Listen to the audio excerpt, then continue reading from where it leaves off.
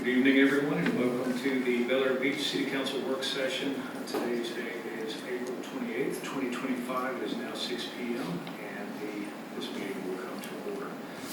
Please rise and join me in the Pledge of Allegiance.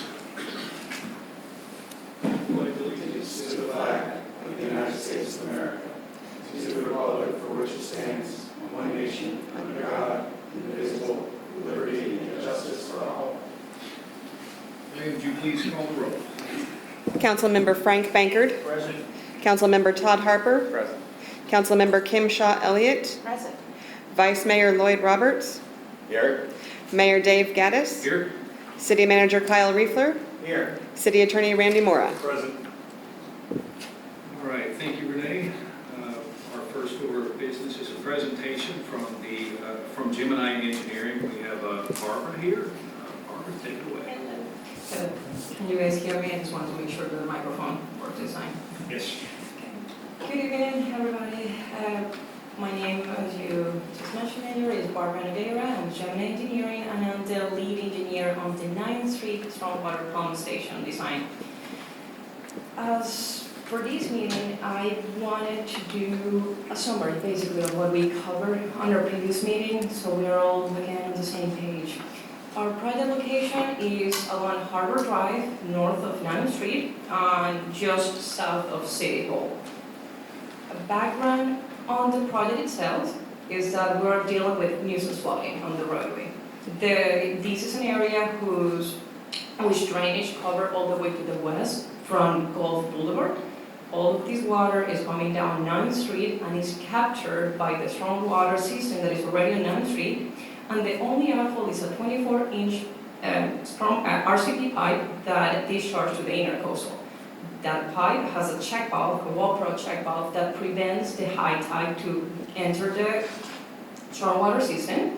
And once the tide is low, it allows for the rainfall to get out. The problem that we're seeing right now is that the capacity of this pipe is not enough to drain the water fast enough. So what we are planning on doing is installing a stormwater pump. So our potential solution for this nuisance flooding, again, is to install a stormwater pump. Why I keep repeating nuisance flooding? Because the point or the idea for this pump is just to be a prototype to deal with draining the water after the tide is low enough and we're trying to get that water out of the roadway. We're not trying to fight the peak of the storm. We're not trying to go against a hurricane. We're just trying to deal with this nuisance flooding that we're seeing right now.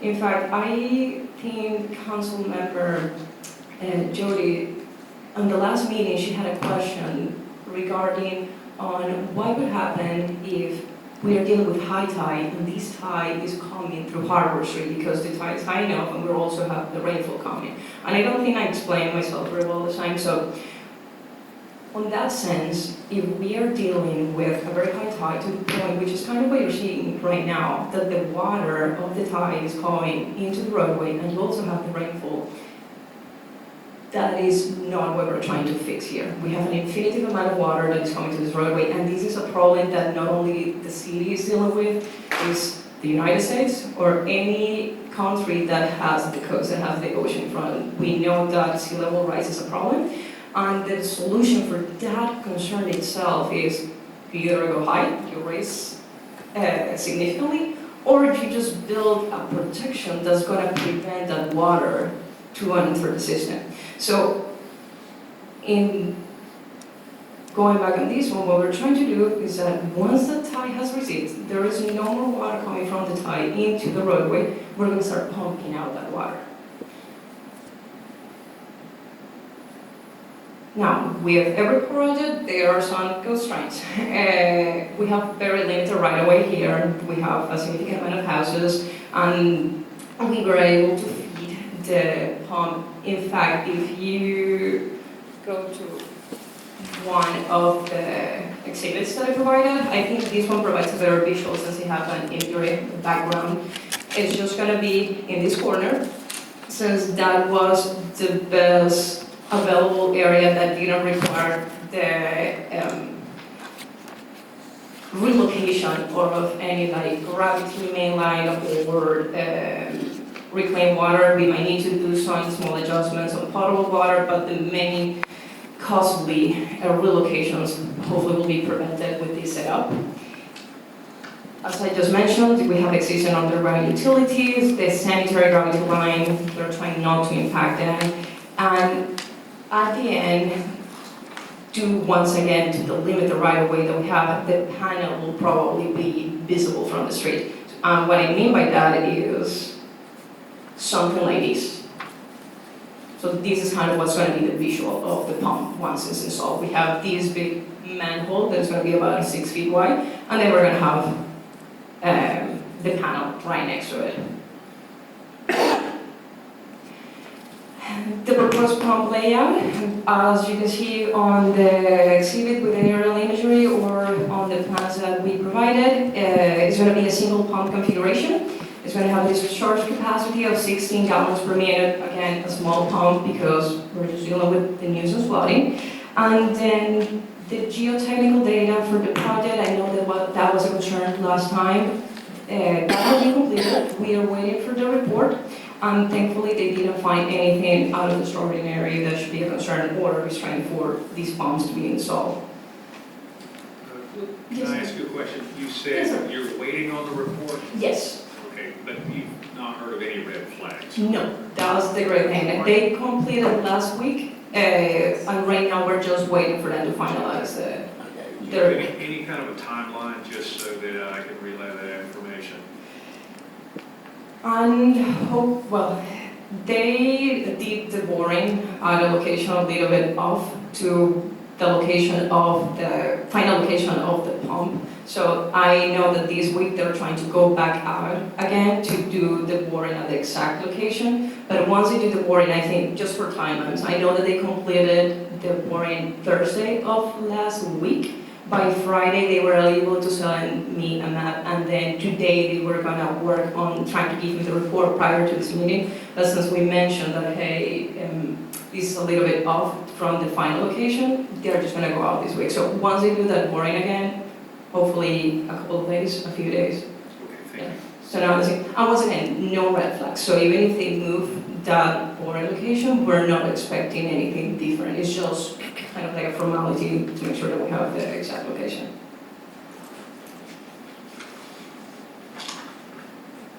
As we went over on the last meeting, again, we're expecting the run times for this pump to be on average 2 times per month. That's when we think that there's going to be a rainfall event that's going to be significant enough that requires the help from the pump to get this water out of the roadway. And on the rainy season, we know, as we could expect, like between June and September, it's going to increase from 2 to probably 3 to 4 times per month. What do you, Yes, sir. your max number of expected rainfall events, what's a rainfall event? We're considering at 1 inch of rainfall at a minimum. That's what we're considering. We look at historical rainfall events for the area, and we did our statistics calculations to come out with the number of max expected rainfall events that are going to be at least 1 inch of rainfall expected. And what is the height elevation of the 9th Street check out right now? When is it open? Is it open at 2.8, 2.9 tide? I'm not 100% sure, and I will have to look into That has that. a lot to do with the max number of rainfall. Yes, sir. The lower, Keith Pack, Gemini, 360 Central Avenue. I think to answer that one, it's still tied in with the tide. So if you had 5 inches of rainfall, but you still have the tide at a higher elevation, then you may not hit the flat zone. So it really is both, not just the rainfall, it's going to be a combination with and that. that's what I'm saying, you can have 5 inches of rainfall, and you have a 2.4 tide. Correct. The pump's not gonna go on, it's gonna flow. But if you have a 2 point, that's what I'm saying, I don't know what the check valve is here. Does it close at 2.7, does it close at 2.8, 2.9? Well, You have one down here at 7th Street that closes at like 2.7. So you have water in the street today, and it's a pretty nice street, pretty nice Right. Right, it is a dynamic situation, so this estimate is purely an estimate. So with the data that we have, I'd love to have gauge information on those things, but what we have is rainfall. And so based on rainfall and assuming at least 1 inch of rainfall, we're gonna say, okay, that's gonna result in this much water, and based on that much water, how long and then how many times in a month that the pump's gonna run. So it's a very simple calculation, but unfortunately, there's not enough data beyond that to be able to provide, such detail.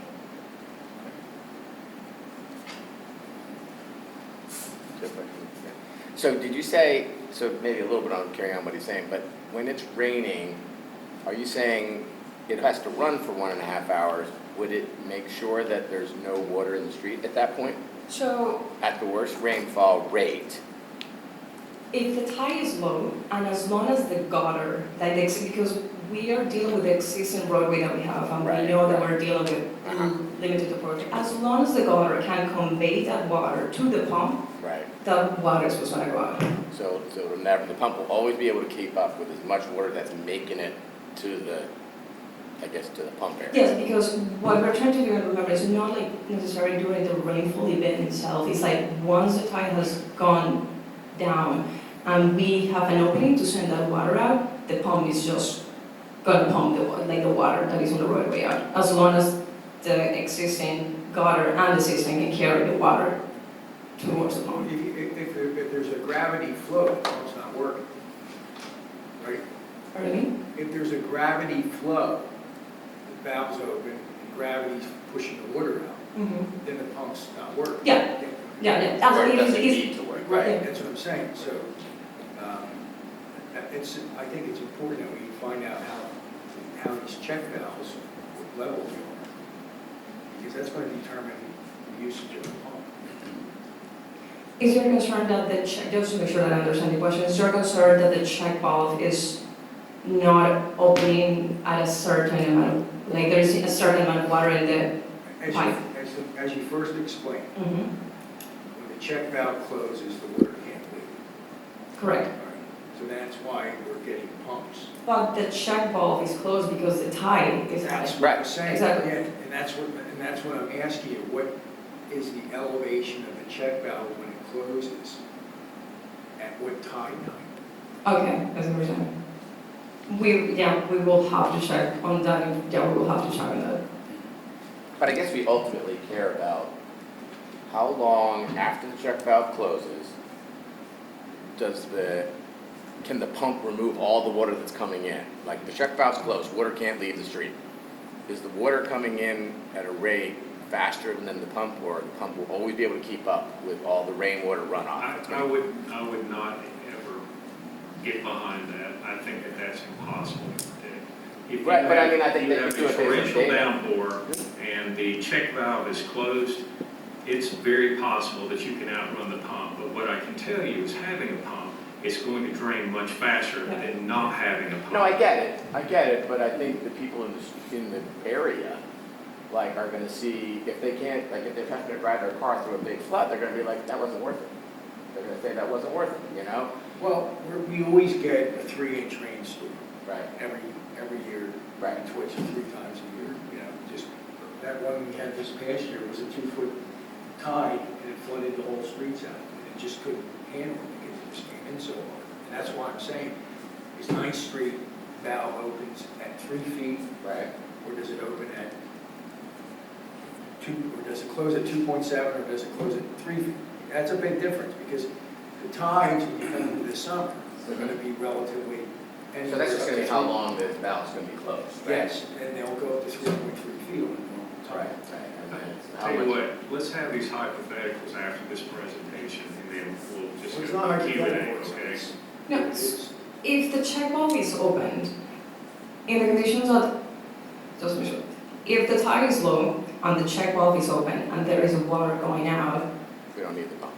no, like what is going to happen is that the pump is going to help go even faster because right now you have 2 openings. Right, So the time that the water is going to be on the roadway is going to be definitely less than what you're seeing right now. Because right now, right now you just have 1 outfall. By adding the second outfall, the check valve, yes, is going to continue drained by gravity, but then the pump is just gonna help aid that volume of water. Yeah, I get it, yeah. Yeah. Not to belabor it, but I'm just thinking that we don't need to design it for the 100% worst case storm. Yeah. But maybe we gotta pick a number, like, let's say I want to cover 80% of Yes. the storm conditions we deal with. So 20% of them, we won't get full coverage on, and there will be water in the street during that winter. If, like you say, the rainstorm comes, when the tide's high and the valve's shut, that's when the pump's working the hardest, right? It's Yes. when the valve's shut, and there's But- tons of rain coming down. But again, like if the valve is shut down, like there's no water coming out of the check valve, and we're trying to pump at the other location, if the tide is also high on the end that we are pumping out, we're gonna have to wait for that tide to go down so we are able to pump that water. But, If it ever exceeds the height of the seawall, Yeah. it's not, you can't pump it no, out. I'm not talking about over the seawall, I get that. That's like reaching Gulf Boulevard, like, there's nothing we're doing about that. But, go ahead, answer your question. Yeah, I think at the very beginning, you identified a couple of scenarios that this pump system was not designed for. Yep. One was, as an example, extreme, if we had a 10-foot storm surge come through, this is not going to address that. Right. I just want to clarify, I think you also said that if we have a high tide and a large rain event, this also is not designed to address that. Well, if you have a high tide to the point that the water is coming on the street, we are dealing with an infinitive amount of water that's coming also from the ocean. So you have like this endless circle Right. of water. So there's That's nothing. breaching the wall. Yeah, You're like, exactly. Not breaching the wall, we're not There talking is- breaching the wall. Exactly, but addressing council member question, for that, yes, there is no solution. The pump is just simply going to be shut down. If the tide is high on the point of the main outflow, I'm trying Like, to it see. hasn't breached the Yeah. wall, but the check valves are shut. The pump is going to be able to pump out the water as long as, because we're dealing with pressure at this time, like the gravity, the check valve can be shut down on the main outflow, the 24-inch, but if we have no water going over, Right, no The water going over seawall. the wall, so the only water that the pump's dealing with is what's coming from rainfall. Yes. it's going to push it out because we're just doing pressure at this point. And I just wanted to know that it could cover 80% of the rainfalls we deal There's, with. there's no guarantee on that. No guarantee, but we have data from the past year. We have historical data, but we Right. also had two named storms back to back. It has nothing to do with this situation, but we still got a lot of rain, and there was nowhere for it to go. And it was, record rainfall. What, I'm going to ask again, I'd like the council to allow Jim and I to continue, and we'll do Q&A at the end, all right? Okay. To make this meeting a little more efficient. No problem. This slide is just the same as the previous one, just like a graphical show of it.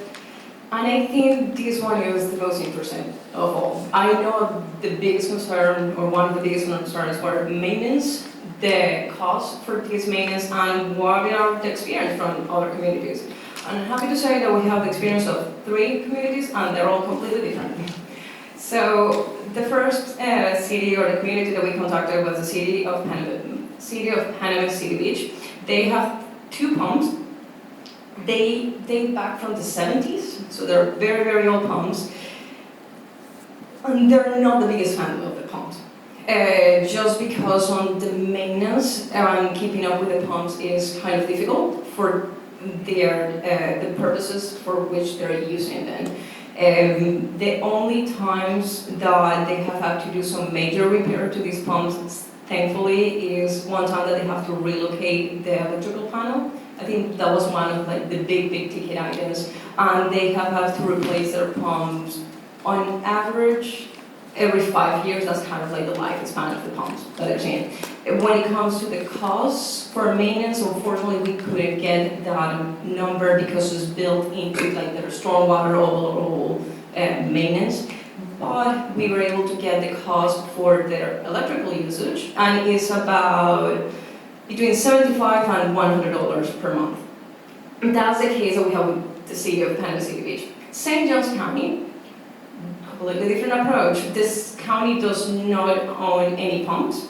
They believe that, or they see the benefits of the pumps do not outweigh the maintenance costs and necessities from the county. However, the pumps are still allowed in private properties, and they are subject to the operation and maintenance set by the county's ordinances.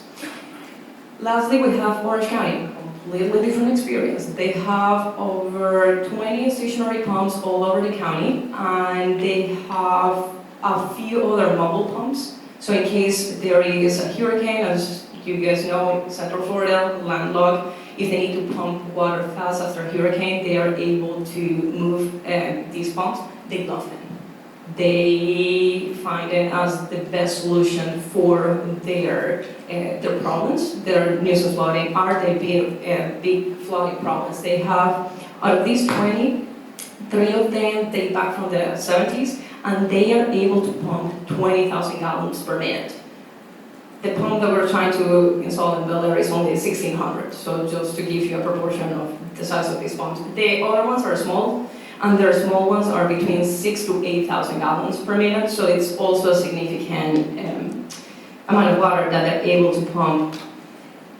Something that we noticed that is different with Orange County is that they have a designated crew. Like they have a specific staff that dedicates themselves to maintaining these pumps. So they go through these pumps bi-weekly. And the reason why they go bi-weekly is because when they go out to do maintenance, they not only lift the pump to remove any floatables, which is the major concern for these pumps. Sometimes they have to pull a rock out of the system.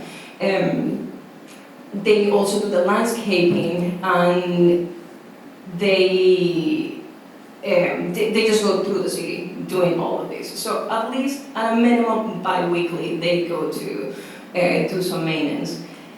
When it comes to electricity, during the summertime for their small pumps, the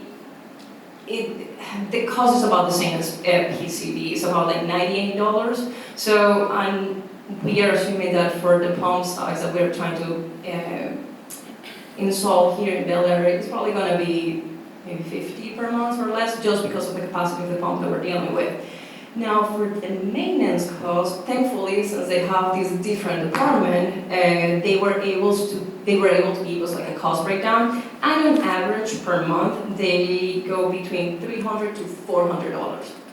And this is again bi-weekly maintenance that they're doing that covers everything, like taking out the pump, moving any floatables that could be in there. If there is a fence associated with the pump, they do those repairs as well. So they're very happy. They love their pumps. They actually provided the contact for their pump provider, which is the company is called IPS, because the city does the monthly, bi-weekly maintenance for the pumps. However, once a year, this company comes and does the maintenance for the pump and the panels because they provide both. I've been working with this company right now to try to get a cost estimate because I think it will be great for the city to have this information on how much will it cost for them to provide the combination of the pump and the panel, but also how will the maintenance costs will look like for the city if they are the ones providing the entire service. Besides that, that's the cases of the studies that we have. So as I mentioned, completely different experiences with each of the cities. PCB is not a big fan. St. Johns County doesn't really want to deal with it, and Orange County, they just love them. They are very, very excited about their pumps, and they found it fantastic on operations. And the last thing that I wanted to cover is just the cost that has not changed since our last meeting. The only thing that was added was the installation of the power line, because there is no three-phase power in that area, even though there is a transformer. So it's going to need to be pulled from the transformer here in City Hall to that location. And that is all the information that I have for you today. Right, thank you very much for that information. So what I'm going to do is I'm going to start with Mr. Arbor, and we're just going to kind of go around and let everybody get their questions in. If somebody's question is answered, knock it off your list, and Let's see if we can get this done. No, I have no questions. I think the plan is solid. Okay, all right. Vice Mayor Roberts. No additional questions. All right. Anders, I guess I'm still, so the pump rate is able to do 1,400 gallons per minute, right? Is that what I'm hearing, right? Yeah, between, we're trying to target 1,600 gallons per minute. Okay. And what did you estimate that, I forget what the rainfall rates that you were talking about, was it an average? And what would that average rainfall in gallons per minute be? The rainfall that was at least 1 inch of rainfall, like rainfall. Okay. Yeah. How do I convert that to gallons per minute?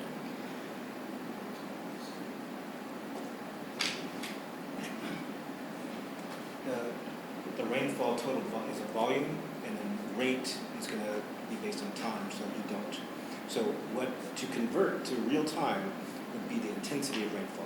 Okay, Which is not what we did, okay, because it's going to be, again, varies, because if you have you have the multiple variables where you have the tide, you have the rainfall intensity, right, and then you have the pump capacity. Right. So there could be considerable situations where you have an intense storm, and under certain circumstances, the pipe and then the valve will work perfectly, and it won't stage high enough Right. to trigger the float to Right. turn on the pump.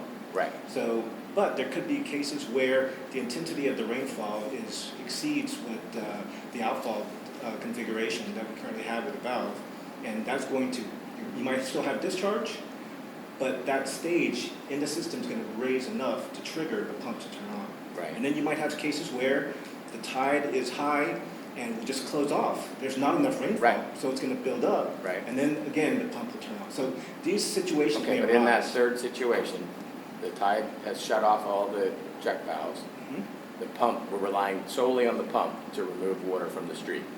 Once the rainfall builds up behind the check valve and will stage up high enough to trigger, then yes, the only outfall is going to be through the pump, which will force the water out. Right, and now I'm asking, so is this pump big enough to remove that rain? The water. Over time. What? Over time. How much time would it take? Like, You go look at the slide. I mean, could you give me an estimate? Like, is it gonna be flooded in the street for an hour? Under the, I know you guys are gonna say, okay, I think that's what we're looking on the history. That's the is- runtime up there. Yeah. That's the runtime, Yes. Fourth column. right? And, And these are of course again just estimates based on just simply rainfall and in the worst case where it's not discharging. that's assumption is no check valve, the check valve's totally shut off. Correct. And we're lying, this is purely Just all, volume-based. the pump's doing all the work. Right. So we said, okay, in these instances, historical rainfall, real rainfall, not theoretical. I mean, we can look at hypothetical rainfalls of what's the No, one year I and want to 5 do year. something like, I don't want to totally guess. Yes. So we want to use historical data, right? And I think that's what you've done. I don't know where in the historical data you picked, whether we picked for average, we picked highest, whether we picked the high average. What did we pick? We want to picked kick, actual rainfall events, not high, not low, but a period of several years that Bel Air has seen. and it would Actual cover all those events? Yes, sir. Okay, Yes. okay. So you And so picked the these first are events. very average. I wish we had, more data to go by, Right. but we just don't. We can run plenty of hypothetical situations to know. No, but If that's there's fine. very specific conditions, we have the analysis, the models ready to simulate it, is to get some, very specific conditions and what the results are. But what we're presenting today is just very, rough estimate based on actual rainfall over the past few years. Okay. Something else you may want to consider is that we start out ahead of the game when those pumps kick off, because the water has already ran into the drain and now it's filling the hole, right? And so the pump is going to detect water in that hole and it's going to turn on before any water's in the street. If it rains harder than the pump can keep up with, at least it's pumping out and it's gonna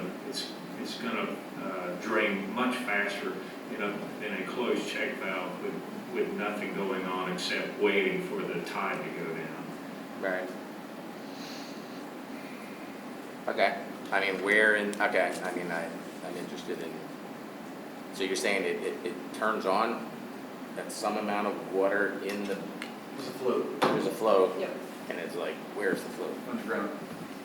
So it turns on immediately? After it reaches a certain level. It's Because- true with the cell phone. Yeah, I know what a sump pump is, but, where is the float on this picture? At the bottom. So then it'll turn on very quickly. Okay. No, there is a certain amount of water that is always gonna be on the pump, because they cannot just run dry. Like, Right. There's a certain level. Once that level is surpassed, like there is a higher amount than the necessary for the pump to be in good conditions, that's when it's gonna kick in. Okay. I mean, I guess it'd be interesting to know on the picture, where does it turn on and where does it turn off on levels? I don't need you to do it now, but I feel Okay, like but I'm we being can, that's nitpicky something here, that we but could, I guess I'm facing the reality of like, people are gonna see water, like we just put this pump in, and they're gonna be like, how long am I gonna stare at water? Is this really working? And I guess maybe they're gonna stay in their garage for another hour, wait for it to go away, which I guess if they waited 5 hours, it would have gone away anyway, because the tide would have fallen, and it would have drained.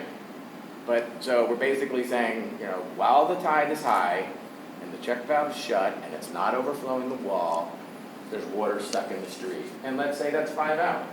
The water will be filled up well. What? It'll fill up the well. And when It's well- not gonna, there's not that much capacity in just the well to empty the street. It's, right? I'm trying to follow where you're going with this, is that you're looking for a solution that's impossible. No, I didn't say impossible. Why Because is it it's- impossible? Or you're looking for some validation of, okay, this is what you can expect. I would say that in a torrential downpour, you're still gonna have water in the street, and I can assure you, no one's ever gonna be 100% happy. But All right. it's better than, I mean, do you know how good we are getting? I mean, I would like to understand, like, are we getting 80% of it covered or 20% of it covered? we're getting what the engineers recommend.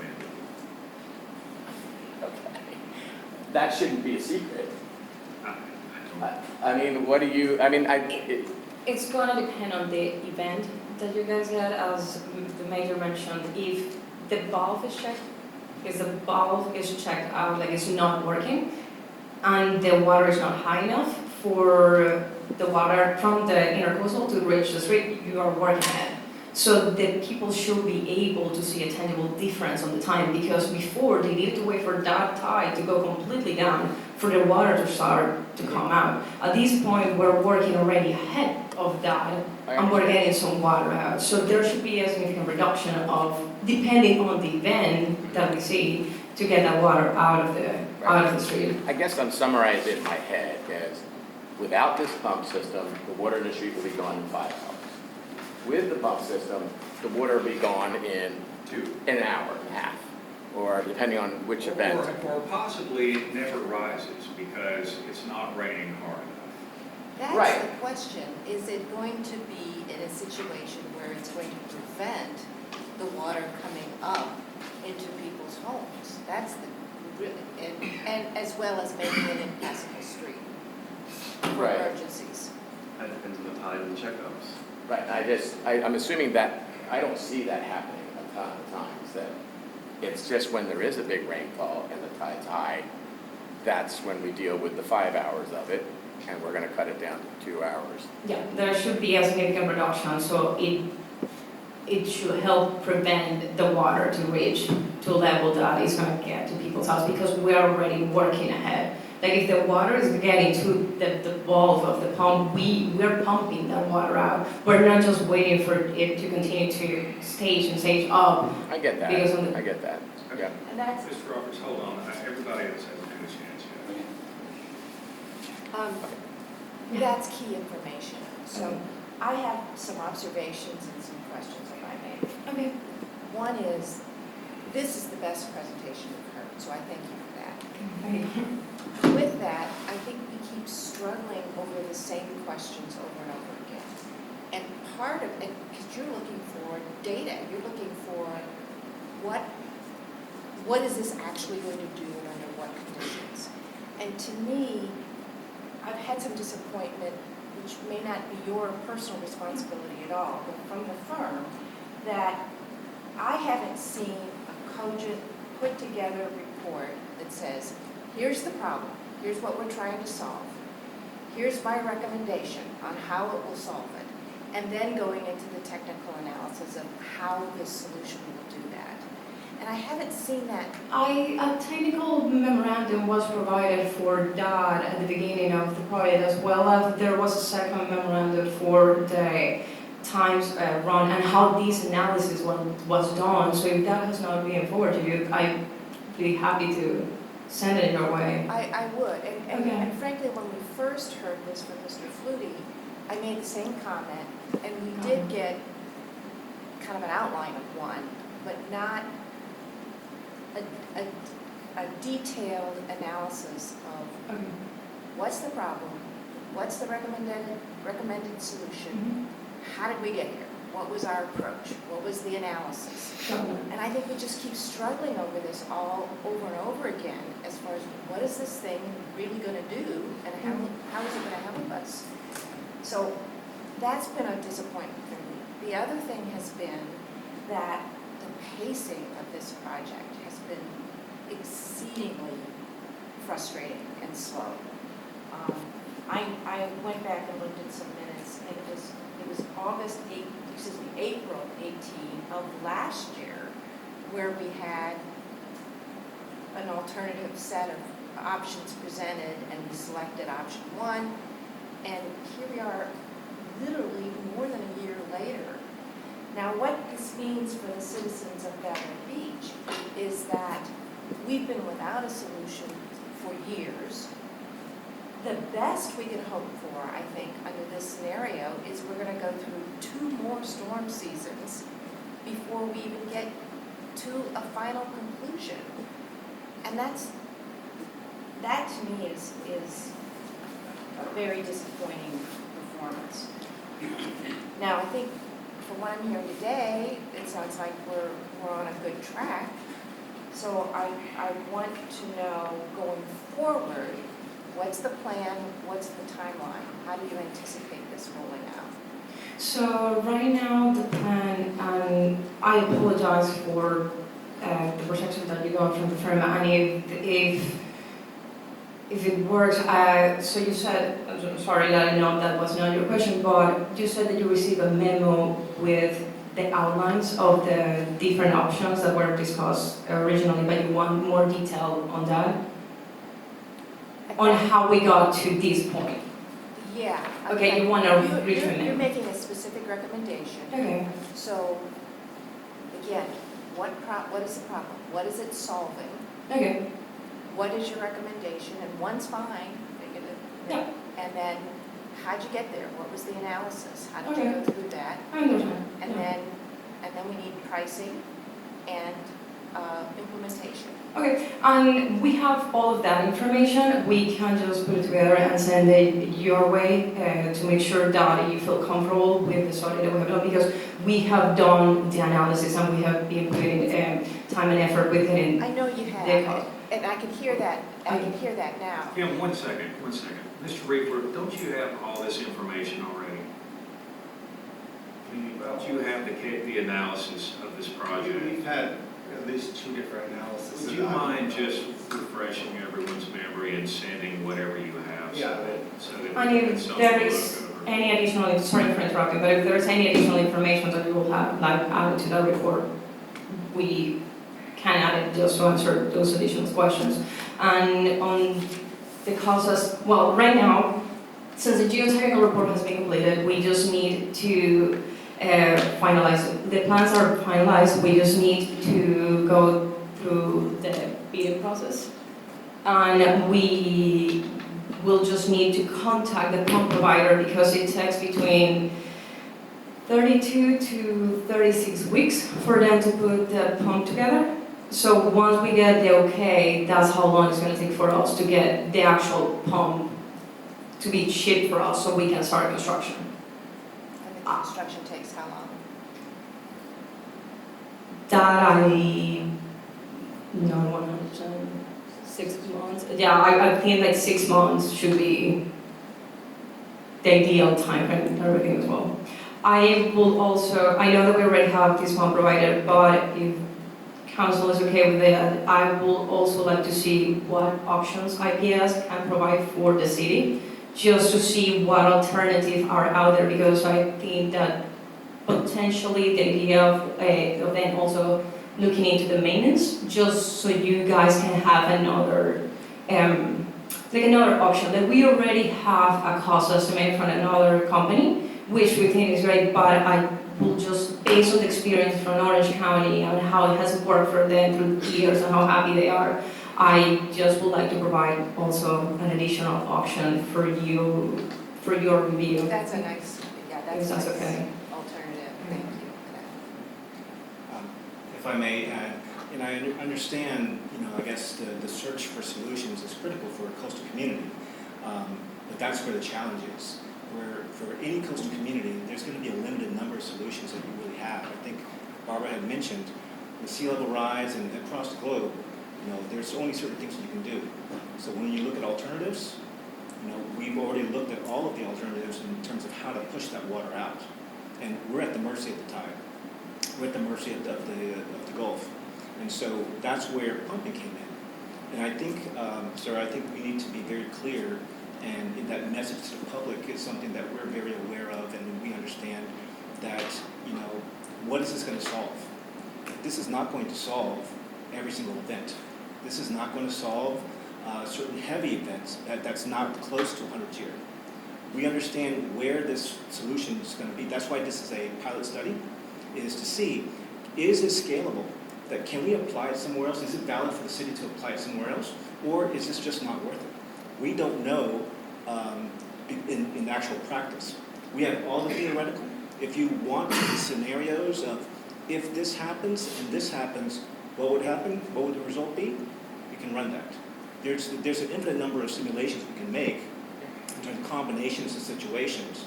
But we're trying to, at this point, provide as much general information as we can to allow you to make your decisions. But that's our job, is to provide you what those specific answers are. We can only provide some key general facts, but if there's a list of very specific scenarios of if this happens and we don't have this occurring at the same time, we can let you know how long it's going to run, how many times, versus you can run statistics. This is what you're seeing today. Yeah, well, I think, at least I personally am relying upon your professional opinion for that and how you get there.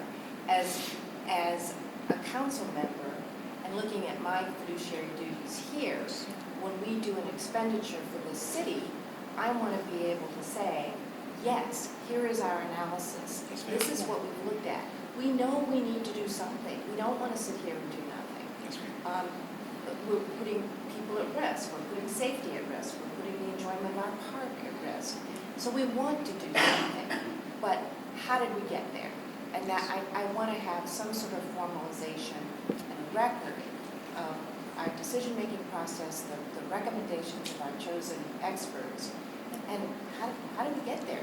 We've had a lot of discussion and a lot of going around and about, but the analysis needs to be reduced to writing, I believe. Well, if the prior memorandums are insufficient to cover what the questions are, then we're more than happy to put together something more composite, more complete assessment and put it in writing. But it's going to be, the problem is not 100-year flooding, it's nuisance flooding. What can you do? You get very limited options in terms of how to discharge it. And so pumping, that's why it's so popular among coastal communities. Pumping is really your only option. The only question is, how big of a pump? That's my really the question. That's my question. Yeah, How big a pump? And so the bigger the pump, and I can tell you certain areas in Florida, the pumps are tremendous, tens of millions of dollars, $20 million up in Jacksonville, another $40 million, I believe, in Miami. So these are tremendous, huge pumps, and they come with backup generators, there's a lot of maintenance, and so the scale goes so much higher. In our case, this pilot study is to see for Bel Air Beach specifically. We have an area where there is nuisance flooding, and it's going to cause some distress to the homeowners there. Can we improve it? You know, by how much? We have statistics on how much, but actual implementation, actual practice, we don't know. I can throw out, and Barbara and I can look at all these different scenarios, but when is that scenario going to happen? So I can't say it's going to happen once a month, Right. right? So this pilot is really here for the purpose of answering all of these questions. Right. Well, and to answer your question, in that I don't think what we've received to date is enough, because we just keep struggling with this. So, but I'm not the expert, so I don't want to look at it and say, change this, and, but if you could please look at it and see how you can enhance it, and it's the product that you want to deliver. All right, Mr. Bankert. Well, first of all, I advise all of council to go back to December 2023 work session when MWI pump came in. Nothing, no disrespect here, but they're a lot more proficient in how much water to move, okay? And I gave them scenarios of 7th Street, my street, Near Street, how much water is in the street. I calculated it by width, depth, and said, we had a storm called Idalia. It breached the seawalls at 7 o'clock in the morning at high tide. And I said, we had 4 feet of water in some parts of them streets before it breached the seawalls. And he said, stop me right there. He said, I got your calculations. There would have been any water in them streets. It would have been wet. But when it breached the seawall, there would have been water in the street, but it would have been in your house driveway, which had happened to a lot of people, okay? Because the high tide only lasted about an hour, and then it started going back out. Now, the last one we had was lean. No, we're not going to solve anything on that. But the whole thing is, what I'm trying to say is, you only have so much capacity. You're using an 8-inch pipe, right? Yes, sir. Okay. And you're using a 1,600 gallon. Is that an 8-inch pump? That's probably only a 6-inch pump. Yes. Okay. So I don't know how much more it would be to have a 10-inch pump, which would probably solve your questions. Okay, because you'd probably be pumping out just those 2 extra inches, putting a 10-inch pipe in instead of an 8-inch pipe. You're not CFMs in that, okay? You're probably talking at least 2,400 gallons a minute. All right, and I also sent you guys, which I believe we should do. We're spending this kind of money. We should do a slip pipe connected from 6th Street all the way down to 9th Street, which would spill over on those other streets into that slip pipe, and it would all pump out, and you'd have 3 Street, or you'd have 4 streets clean instead of just this one. There, as Keith also mentioned, there are infinitive solutions that could be applied, and at the same time, we're also limited with it, right? Because we could try connecting several streets, but then the cost of the project, the available right of way, also all the utilities that are in the area, it will change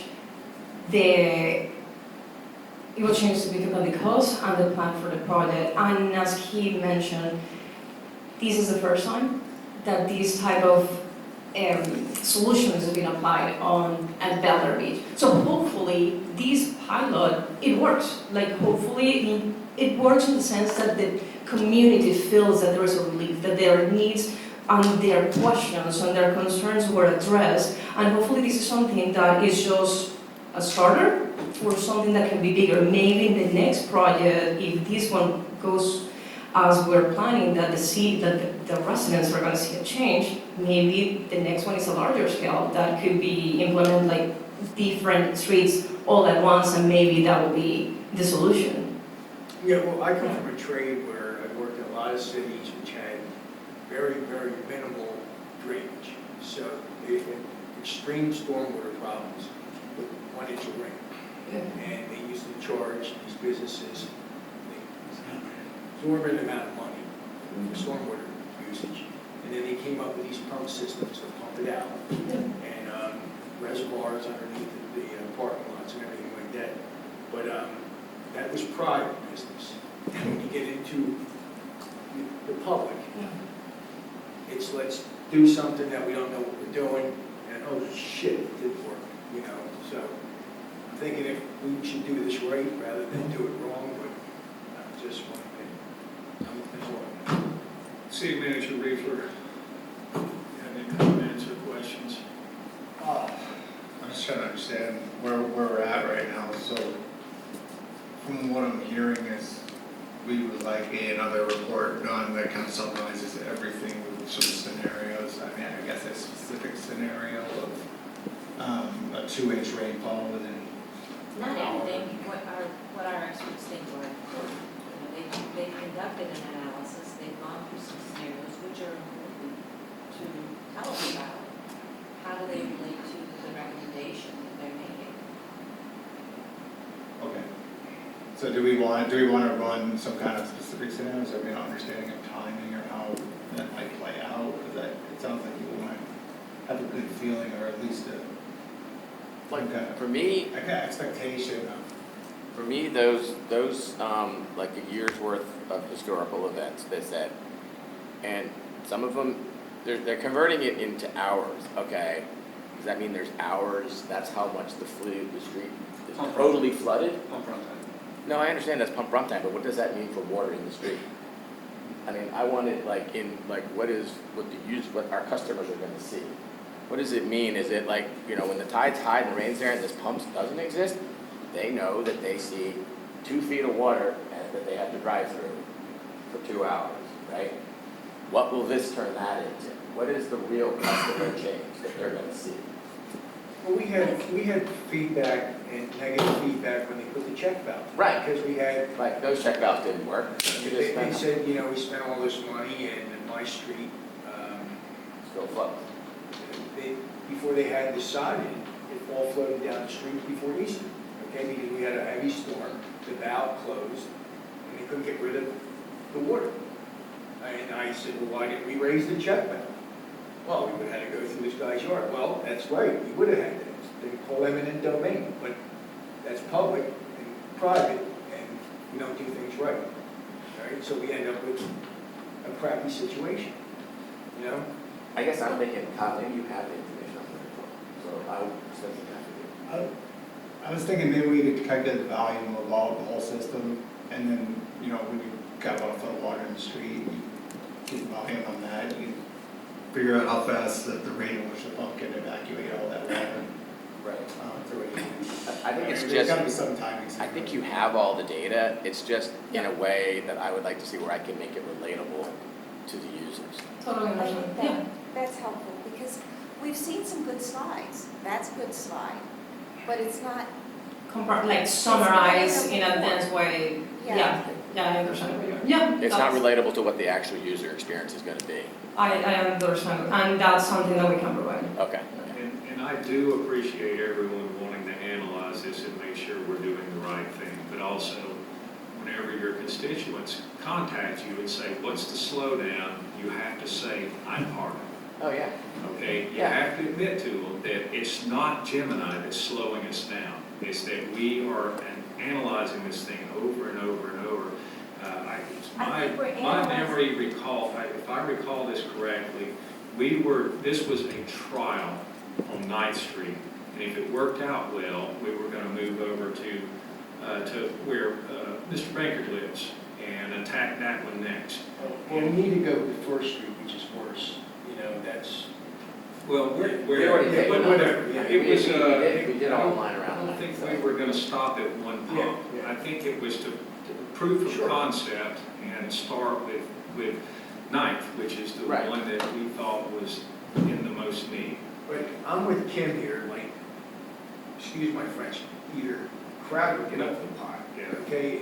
We need to move this forward. yeah, but regarding that delay, let's just ask, how much time do you think you need to prepare a report that addresses what we just discussed? A week, like 2 weeks, a couple of weeks. That's what I'm thinking. I think that's Well, reasonable. what is this report going to give? Because the only report that is going to be valid is a report from God. Okay, God's not going to tell us how much rain He's going to dump on us. And I agree with you, Mayor. You know, it's not gonna work on every situation.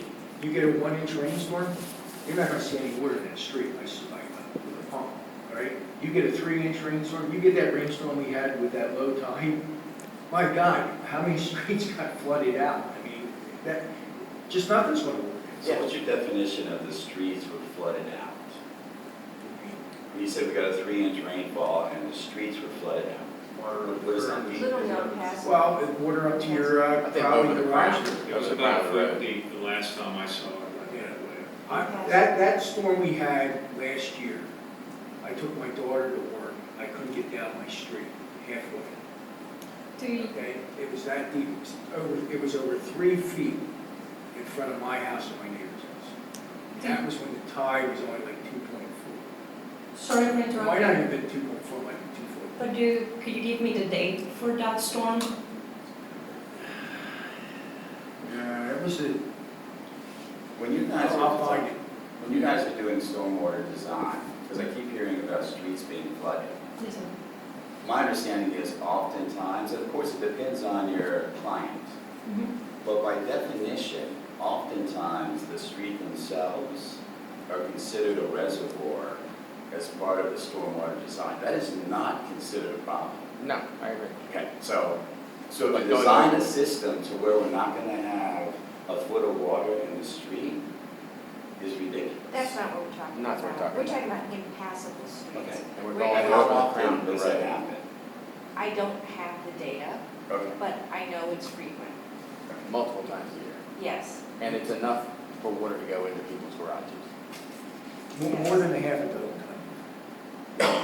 I have a question.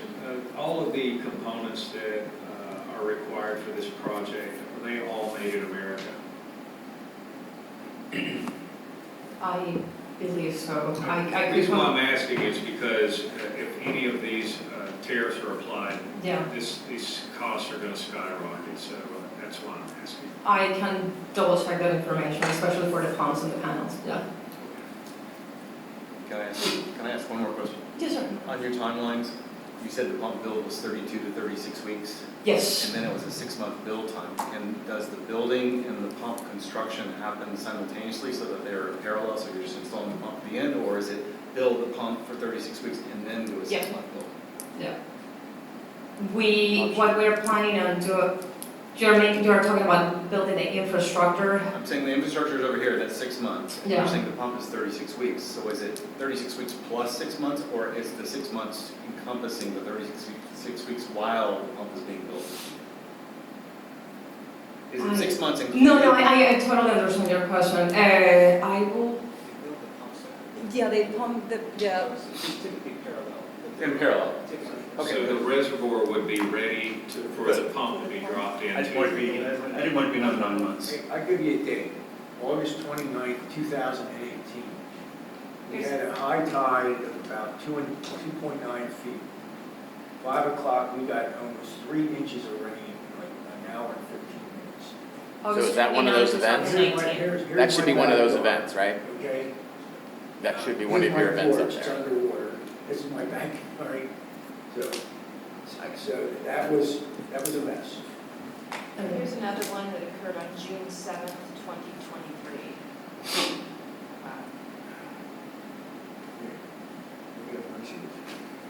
God, one thing. Is that after or is that before? The rain. That was after something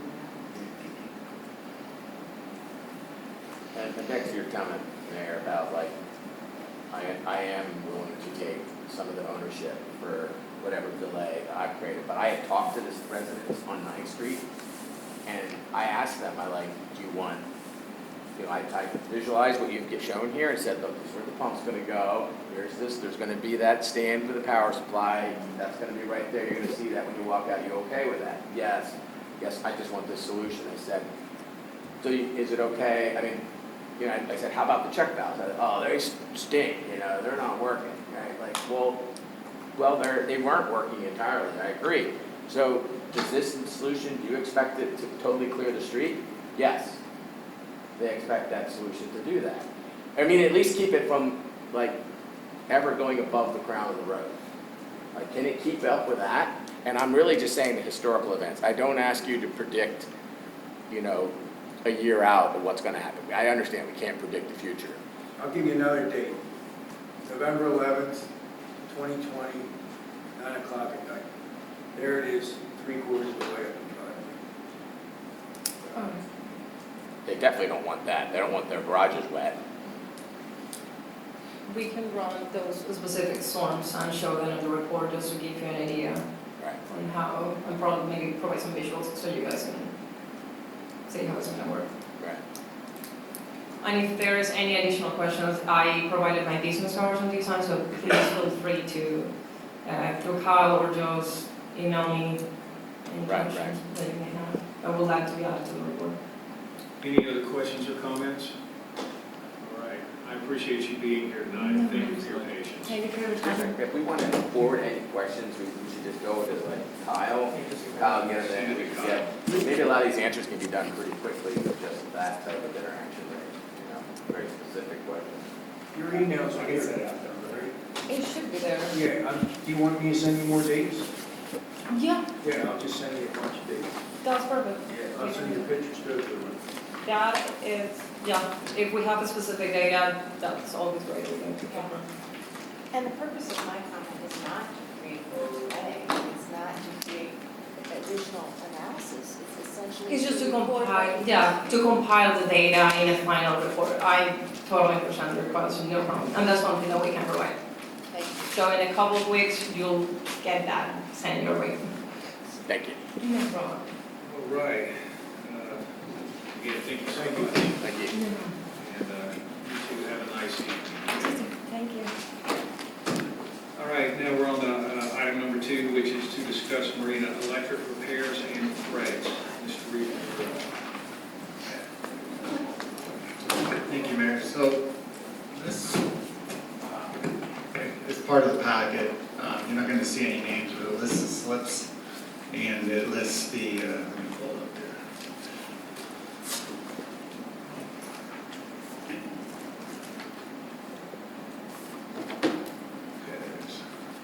Okay, so we have 1, 2, 3, 4. So we had 6 slips. This is just those slipper renters who actually requested some sort of refund for the power outage that we had at the marina. What I did is, for each slip in the red, you're going to see the days of the power issues that occurred. For most slips, it was about 2 months, a little less. And the other exceptions are slip 15 and 17. Those boats actually came off of their lifts, and then they were not able to get them back on the lifts for a period of time. So that's why that is a longer time. It was when the storm hit. It's a tricky situation. You had 6 out of 18 slip renters that actually reached out to actually ask about some kind of credit. But I don't think just because they asked that, you know, everyone probably should get something pretty fair, applied evenly. But my goal here was just to get the marina fixed up and running and provide the data of how long each one of these requests were down for. And now it's up and running. It's up and running. And all slips are usable again, and we're all good. Yes. Good job. Why is the amount requested different than calculated rate? What is the distinction? Okay, so the amount requested, just kind of, either if the email didn't mention something to Aaron at the time, we put that in, and then the calculated amount is the actual days down and at the rate that they pay per day with the rates. That's just a comparison. Yeah, it seems like. So Kyle, were you saying that there were other people that did not contact you to ask for? Anybody you do not see on this list did not mention anything during that time. But they were all without power? Yes, they were all. So I did notice that there was only, not this is a big deal, but the second one was the only one that actually requested more time to be paid than the amount of time that they were without power. They asked, you know, it was 48 days, they asked for 2 months. Everybody else was below the amount of time they were without power. Right, and at the time they asked, they may not have known course, yeah. No, I think if I were in their shoes, I would be asking the same thing. Some type of a refund. It's an expectation for a service they're paying, so they have a right. they I have a don't have right. any problem. Given it is now. What about those that didn't I ask? think we should Yeah, be generous enough to give everybody that has a problem some level of credit, or future risk. We have a serious problem treating people different that are our customers. We just give everybody one free one. I would like to see what that number would be. yeah. And I think that there's some missing data here, but if you will make a recommendation and give us something to vote on at the next council meeting, then we'll see where the majority goes with your recommendation. Okay, I'll make a recommendation and I'll put together the numbers that will go along with it. Anyone else have comments on that? I'm just curious why, so some people were without power longer than others? Well, the reason that the two slips have a longer duration is because their boats actually came off the slips and they had to store them some other place because they had no power to get them back on. So they were stranded for a while. Okay, that's That why was a those- separate email with an explanation. They pay double, they pay for a new place to store the boat, plus the Yes. rent, plus the slip they already have. Right, so do you view that any of these other ones that we would open up to make it broadly would be in that similar case? Or are they mostly going to be in the top 4 case? But you can just go through the homework. Yeah, that was the only difference. Then the rest of the owners just had their boats at their Okay. site, didn't Okay. have power to use it. Yeah, but Okay, Now, we can say though that I think there's 3 sailboats that do not have lifts, so technically, during that time period, they weren't doing the sales, right? Yeah. Okay. why are the two slips roughly 170 days and everyone else is 48? That's the question I just asked. Yeah, those are the days that, so, I should have worded that differently. Theirs is longer because they weren't able to get their boats back and slip they lost. The boats came out of the slip during the storm event. They recovered the boats, got stored somewhere else, and never could get them back to the marina until the power was fully restored. So they could get them back. And were you aware at the time that that was the issue? Did they contact you immediately and say, hey, I can't get this back? We were aware sometime after the storm, I would say within a week. The issues out there, like there was. And so it took 160 days or so to get power restored? It did. That was all something that was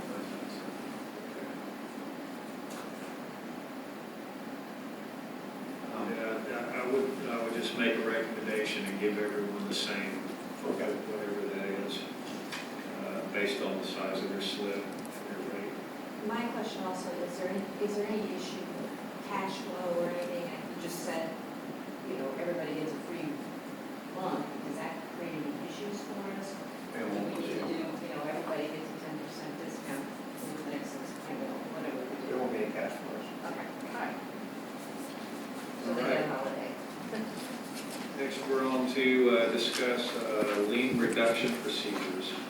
Let's see, this was created by Mr. Moore.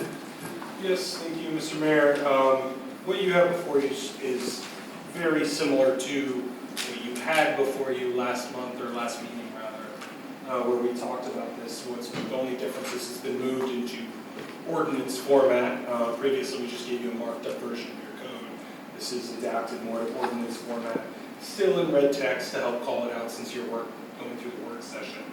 There is one substantive, apart from reordering definitions based on alphabetizing and all that. The most substantive revision can be found on page 8 of 10 in the document in section 2-249 liens. There was a lengthy discussion at the last meeting about how that discretion should be wielded and who should do so and what should there be a ceiling and a floor and just a broad discussion. And this was an attempt to capture that and why Manager Riefler recommended we bring this back before you so you see it before it's on first reading. The vision would be to bring this to first reading next month. The language, just for purposes of the record and otherwise, states that the violator may file with the city manager an application for a settlement and reduction of a lien, which application shall contain the reasons for the violation, the amount of the reduction requested, and a justification for the requested settlement and reduction, together with the applicable application fee. The application shall be considered by the special magistrate, and reduction may be granted based on the justification provided and the criteria used to impose the fine, and that appears in the preceding section. Before any lien settlement or reduction is considered, the property must be in compliance with all applicable city codes, and an affidavit of compliance must be issued for all code enforcement cases related to the lien.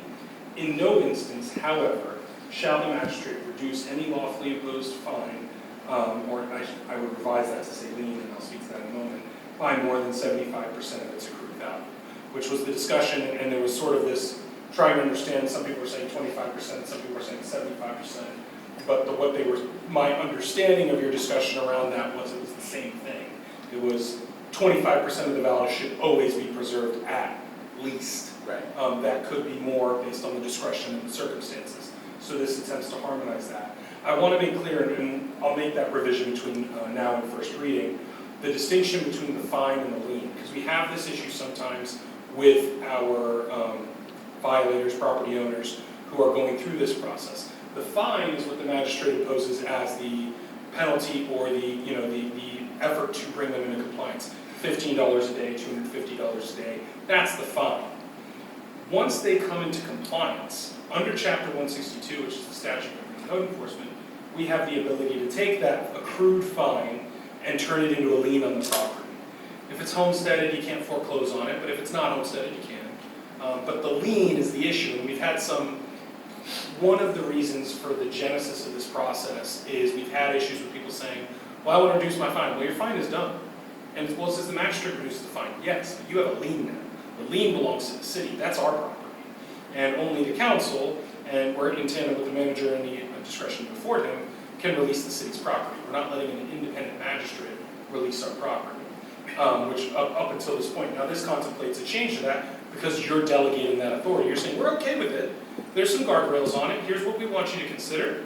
Here's the most you could ever do. And the maximum is not an invitation to do that every time, but we want to make sure your discretion is not unfettered, if you will. And so that's what you have here. And you can see that difference as well in the preceding section on fines. There's a separate section upon written request. They can seek a reduction of the fine being, hey, you imposed $250 a day. I really think it should be $125 a day because of this, and here's a limiting circumstance. I'm on a fixed income, and I did this, I did that, and it's still a penalty to me. Whatever the reasons people might give are. But that's the distinction between the fine and the lien. And I just want to make sure that's clear to you as the legislators in this process before you get to first reading. Right. Otherwise, it is, as you saw it last month, that was really the only substantive revision to capture. Now, of course, this is a work session on the ordinance. If there's any part of it that you take issue with or want more exposition on, I'm happy to provide it. Just wanted to make sure you knew where the difference was between your last discussion and now. All right, counsel? Yes. Just a quick question on page 7 of 10, under administrative fines, B. What were our thoughts there where it says, code enforcement special magistrate or the city manager is authorized to charge or assess administrative or prosecution costs up to, and then that was redlined out to be imposed in each case. Was that fill in the So I need to fix the twos and the thes there, but the reason was the administrative costs are separate and distinct from the fine amount. Okay. That $500 is a statutory limit of the fine, and so we took out the $500 number because that's attributable to the imposed fine itself. Okay. If we have substantial administrative costs involved in the enforcement effort, let's say a deputy's gone out multiple times, we've had to go through extensive 3 and 4 hearings and a lot of effort to try and gain compliance. You want to capture that. So basically, wanted to say their prosecution cost to be imposed in each case. Right, Right, and that makes sure that your magistrate clearly has the authority. There have been the challenges, or I guess the benefit of how our firm approaches these things is some of us serve as magistrates, some of us have litigated these issues, and so when you see how it all goes pear-shaped, you start to try and anticipate those. So there have been instances where people have challenged the imposition of administrative costs because that's not in the statute. Okay, fine, it's in our ordinance. There's been situations, I worked on a case in the city of Holmes Beach that took 11 years to resolve. And substantial, a series of court cases on top of the code enforcement hearings. We want to be able to say like, we're capturing this and this is, part of that. And so, and if they seek some reduction, we want to make sure that there's, if that ends up being $600,000, well, 25% of that's a big number, but it's, again, representative of the costs incurred and the city's, base effort in that. Okay. Other questions or comments? Yes, Mr. Reed. Is there any consideration of like a timetable, so if the magistrate decides I'm gonna reduce it by 50%, can we have that they pay it within a period of time, or else it goes right back up? I would advise against that. We've had similar inquiries. It's very difficult to work that as the like, well, if you pay today out the door, then it's cheaper. And I'm not clear that that authority necessarily exists that way. From a statutory basis, to keep it clean, you have a clear process here that contemplates that, and either they're opposing the fine or they're not. And not like, it's $125 a day, but it's $75 if you pay within 5 days. It's just that creates sort of a question on, well, then is this whole thing arbitrary, right? And so to avoid those kinds of challenges about that, that's why we try to I just worried that somebody would get, the big reduction and then just sit on it. Oh, you're saying? Yeah. Oh, I was I thinking understood, that- sorry, I misunderstood the question. Yeah. I understood the question as, can we give the magistrate the authority to impose one fine for quick payment and one fine for delayed payment? You're talking about upon lien reduction, can we condition it on payment, prompt payment? Yes, we can. Yeah. So that there's not, like, I got my lien reduced and then I, as you said, sat on that and have my new number. We can make lien reduction conditioned on payment by date certain, and that's something I'll talk to. Usually that's what you're talking about at that point. Yeah, what I'd like to see is if the magistrate gives them a discounted rate, and they don't pay it within a certain time, well, that's null and void, and it goes right back to the full rate. I think that's fair enough. Yeah. I'll discuss that with Tom too, to make sure he's, analyze that if he has any other insights on it. Other questions or comments on this ordinance? Okay, are we going to see it at our next meeting? We'll see it next week. We'll have it ready for you for Monday. Right, is there anyone here who is against this ordinance change? Just like that. Work on you now, then, later, so. All right, now we're up to city clerk search update. But I'll tell you what, before we do this, let me take like 5 minutes.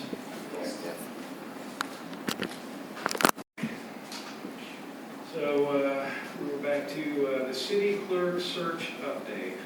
Mr. Reefer. There you get back.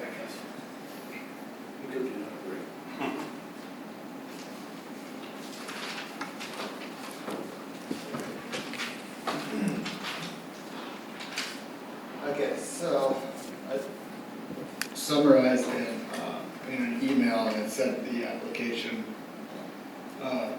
documents for each candidate that submitted one. So we narrowed it down to 6 out of, what would you say, about 20 or 30? Probably about 30. Okay. So these are our most qualified on-paper applicants, and we set up Zoom interviews except for Kathy, who's internal. We just did hers in person. The rest were all Zoom interviews. The most qualified is the one we did today. That was Trish Sims on the one. She actually has, she's been a clerk for almost 10 years, 2 different locations. She's got a CMC, sort of a certified municipal clerk and a master's municipal clerk. So that's by far the most experience in being a city clerks. Some of the others have government experience. They have some background in finance and HR, but not exact clerk experience. And then another factor is the location of where they currently are. Just running down, Ms. Barnes was in Georgia. I believe she tells us 4 weeks, give or take. It was a rough to relocate, about 4 weeks. David Young, he's up in Tallahassee. He was a little bit shorter timetable, but he thought it was 2 to 3 weeks. John Getta, he said he was local, he's working in the court system right now. So I think he is in this area to start.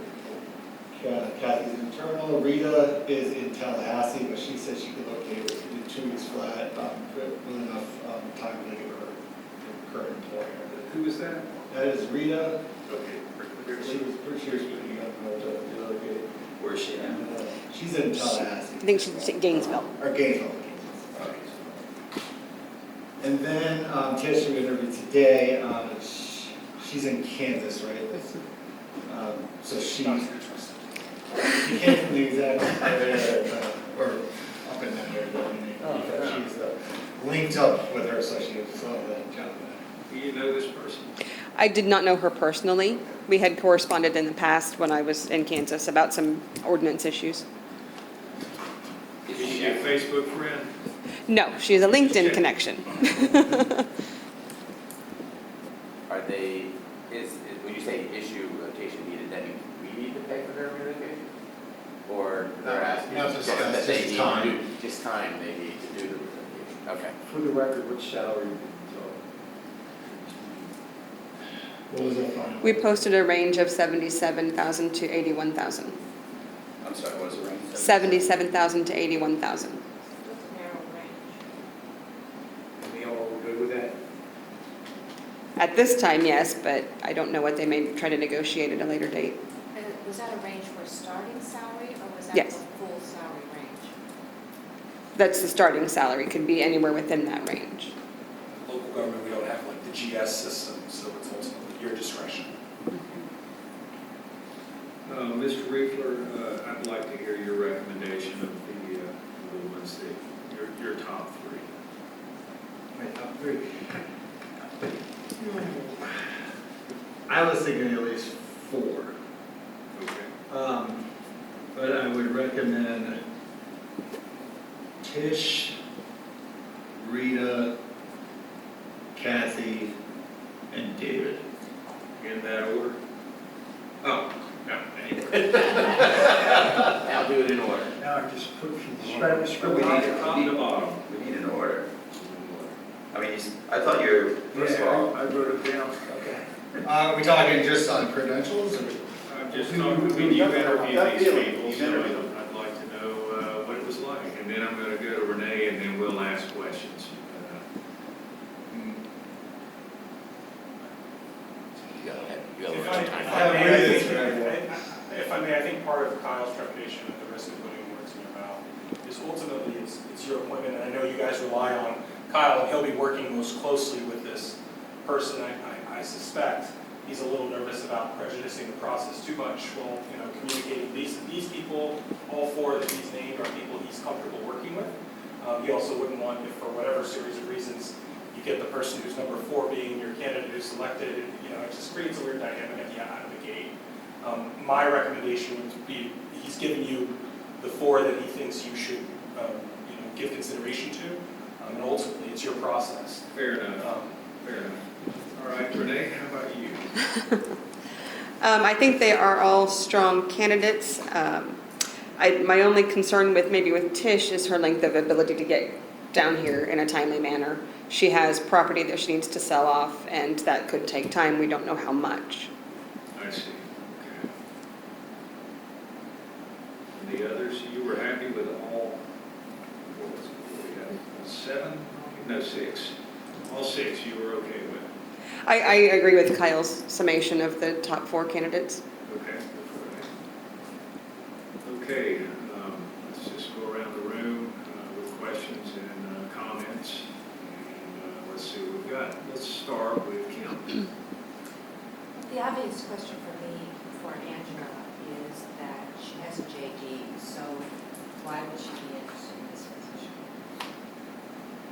You've practiced law, right? How's your name? I'll go get cookies tomorrow.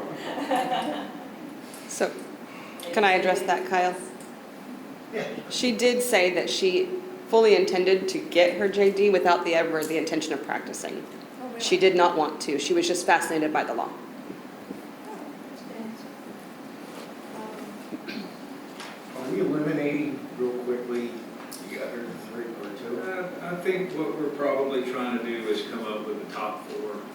like to interview?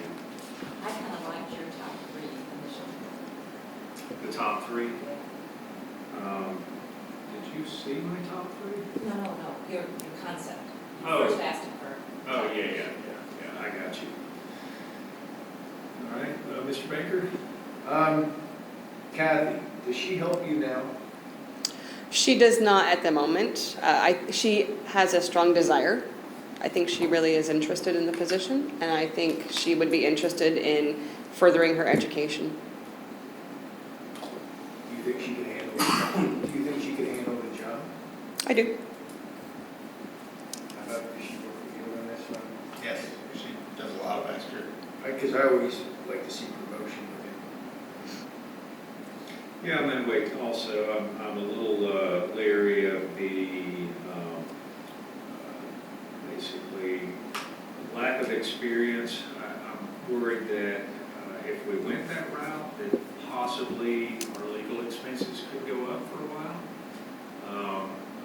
And also, not knowing everything about that type of position, and not having the experience, we could be kind of vulnerable if things aren't done right, the records aren't kept properly, sunshine laws not followed for whatever reason, public records aren't addressed appropriately.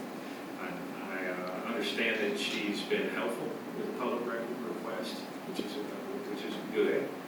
I wonder how she would be with dictation, transcribing and converting our, minutes. I've never seen anyone as fast at generating minutes as you have. A lot of practice. You have been spot on, especially with some of our more challenging meetings. You've done a great job. I will say to that end, I do use transcription service through YouTube offers that. So that does aid in my capturing what I believe is the context of the discussion.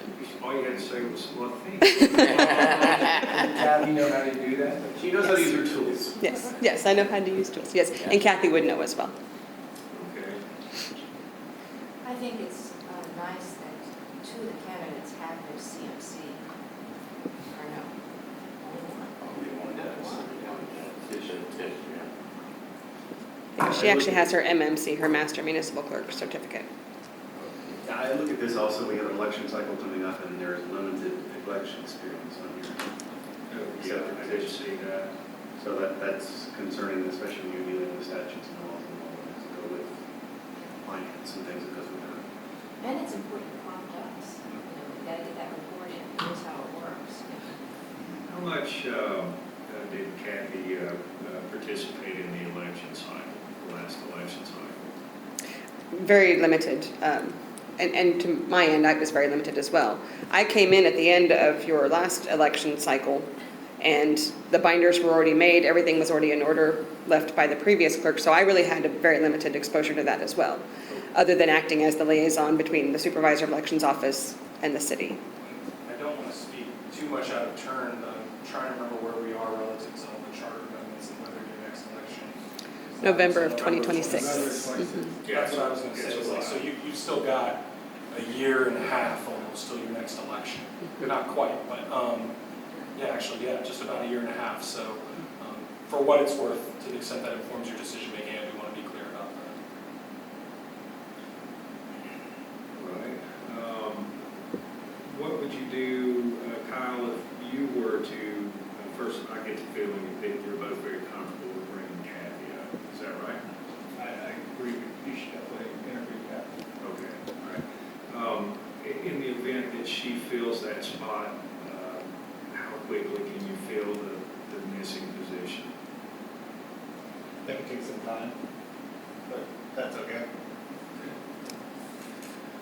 Okay, Council, Mr. Roberts, do you have any comments? Yeah, we talked about Tish just briefly there. Did anybody ask that question with regards to how soon can you be here, you could start work?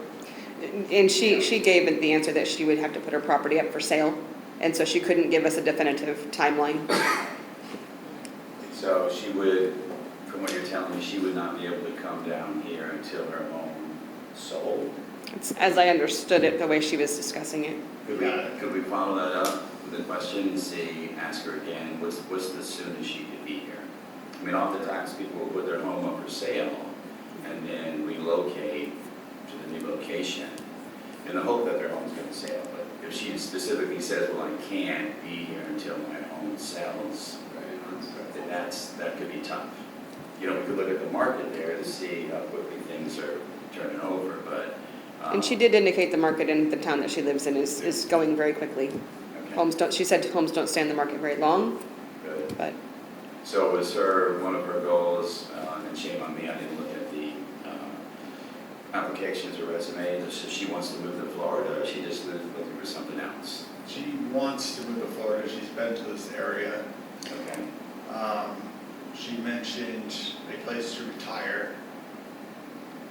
So, she's been here, she's familiar, I think it's, people are attracted to Florida. sure. Kansas. I thought you did a great job, first of all, with all the information being very easy to follow and read. I like the notes, but what caught my eye the most was hands It's just down. really quick, I just want to say, it's not mine. Okay. Oh, you did this today? Yeah. Very nice. Hands down, the most experienced and certified candidate. I mean, that sends a pretty strong Kind message. of gravitate toward that, don't you? Yeah. All right, well, I'll tell you what I would like to do, since you both picked 4, I'd like us to interview those 4 candidates.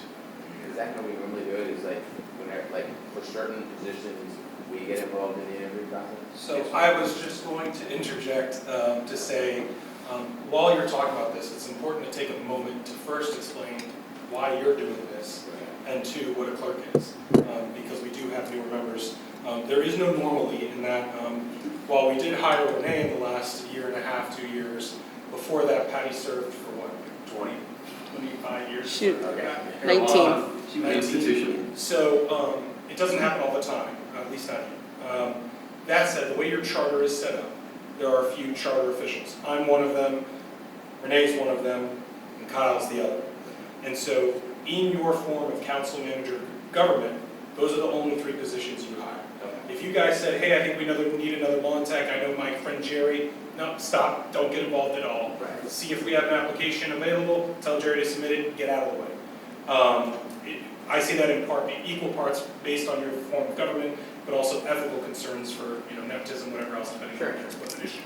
But generally speaking, those are the 3 positions. That's also why last month, or last meeting, I was intent on saying, hey, I'm stepping aside, I want you guys to be comfortable with what we're proposing to move forward, because you're gonna have, in addition on Monday, you'll have our contract for your approval, because that's a charter position. So these 3 seats, jokingly within our practice, I just need 3 friends, or in your case, for the time being, 4 friends at any meeting. We work at your pleasure meeting to meeting. Okay. We talk about contracts and things, but we work at your pleasure meeting to meeting. Now, understanding the city clerk's role, your interaction as members of the council with the clerk is principally she gets you the agenda, she produces the minutes, helps you get documents if you need them and answer questions, and that's a lot of what you see. The role is much broader than that. All of you, or many of you, have been through the 4-hour exciting training on ethics, public records, and meetings. That whole part on public records is principally the clerk's responsibility. Not exclusively, because if you guys are writing stuff at home or on your own computers, you're responsible for that unless she has access to it. But principally, that's her role. She's the custodian of records, the records management liaison officer to the state. That's one role. You've aptly identified that in Florida, at the local level, your clerks usually occupy the role of supervisor of elections for your local elections. So we will look to and partner with Pinellas County Supervisor of Elections, but if there's a question on, did so-and-so qualify, did they turn in their packet on time, they're gonna look to whoever your clerk is to answer that question.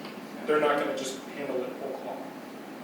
So those are just a few, and then of course, in a city of your size, the clerk, like your manager, like your whole team, is doing other duties as assigned all day long, right? Which is the other part of it. So understanding that's the, what you're hiring for is a cross-disciplined employee that does a variety of professional functions.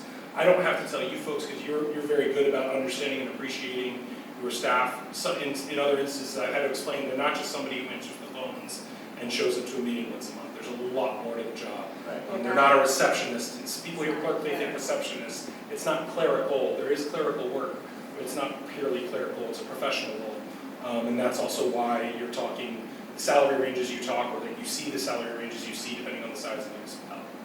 No, thank you, that really helps, thank you. And if among your candidates, if any of them are not presently certified municipal clerks, that process unto itself on the short end is about 3 years. So if you're hiring and you tell somebody, oh, we want you to become a CFC, that's not something they're going to do in 12 months or 18 months unless they've already begun that process. Renee, when she was hired, was already a CFC but was looking to be a master municipal clerk. That requires years more of experience, and she was just across the finish line, just about to approach the finish line when you hire her. But those kinds of, none of you are talking that way, but if you're going to start saying, well, we want them to have this credential and that credential, know that those don't come easy and they're not frequent. None of us here, I think, knows anybody who went to college or trade school to be a city clerk. It is a discipline, but it's one people find, not one they seek. If you do invite certainly some of these teams to be interviewed, do they do a group interview? Or we would do it by Zoom. But it would be in a public A meeting. group Zoom meeting, okay. Yes. If you interviewed them with any other member of the council, Yep. group meetings, sometimes, and again, ultimately you guys are the control of the process, in some instances for positions like city attorney, I've gone to some cities where you all interview us and then you have one-on-ones. Okay. But ultimately, your interview with their interview with the council happens here. Their appointment happens at a public meeting, Gotcha, because that's a vote of the body. got it, thanks. Now, although I see a couple of people that I think look attractive on paper, bear in mind that Renee looked attractive too, and somebody stole her away from us. So whenever you hire somebody with those types of credentials, that's very attractive. And a larger city like St. Pete Beach or anybody else, we're easy to poach. So it's nothing against you, Renee. I'm happy for you. I hope we keep all that in mind. You just said, Right. the more we want, the more they can coach. Yeah, of course, of course. But we'll find out. I would like for us to interview these 4 candidates that you two have recommended, and we'll see how it goes. We're very close to having our next regular council meeting. That's not the meeting that I will have an interview in. I would rather do it in a work session following that meeting. It doesn't have to, certainly not the same day, but maybe a week later or something. All right. So if you don't mind, Renee, would you see if you can get us all on the same day? Okay. And then we'll set that up. So are you, just so I'm clear, we're doing a group interview of all these people simultaneously, or we set up individual appointments for each individual candidate? Well, it's a public meeting, so we're technically not allowed to prevent them from watching the meeting. I'm asking for a moment plan clarification for schedule. Just more meetings. We might usually tell them, hey, we're doing, the council's interviewing candidates Tuesday night at 7. We might tell them like, hey, there's an order, or there isn't an order. So you can tell them like, you're going to be the third one interviewed. Well, here's your time slot where we anticipate starting, but be available in case we're running ahead or behind. Usually if people are present, whether physically or digitally, to be there, it is a public meeting. They can sit right there. There's a lot of things about the hiring process in public meetings that's very awkward. You start talking about, we went through a hiring process for the manager where one of the candidates was having to talk about personal bankruptcies in a public meeting, and it gets to that point, but it all does happen in a public. I will say I'm very impressed with how quick the two of you have been able to get us some candidates to even look at. And I appreciate your hard work on that. That was a point I just wanted to make as well, especially as I transition out. I've worked in cities where it took us 2 months to get 4 candidates. And I think it's a testament to the community you have, but really how resourceful. Renee sent that message on a Friday afternoon about her resignation and departure, and by Friday evening, Kyle and I already had like, hey, let's see if these 2 people are interested, willing. They're interested. You should talk to them next week, and just get things out and then getting the word out immediately, rather than just sitting in the like, well, this is unfortunate, this is not pleasant, I don't want to deal with this. He got right into solving problems as he always does. We said all that after we hung up. Renee's got a huge heart. All right, any other questions or comments on this particular topic? No? All right, now we're on to the fifth and final topic, which is general business. Do we have any general business? I have two things. All right. Okay. First one is, I don't know if former Chief Davidson had brought this up at one of our public meetings, but it was a discussion before he resigned, that they were possibly considering using our 1001 Cedar Public Works House facility as a station temporarily, because my understanding is they have funding from Pinellas County for the rescue, the additional rescue staff and truck. They don't actually have the shelter building for that staff to operate out of.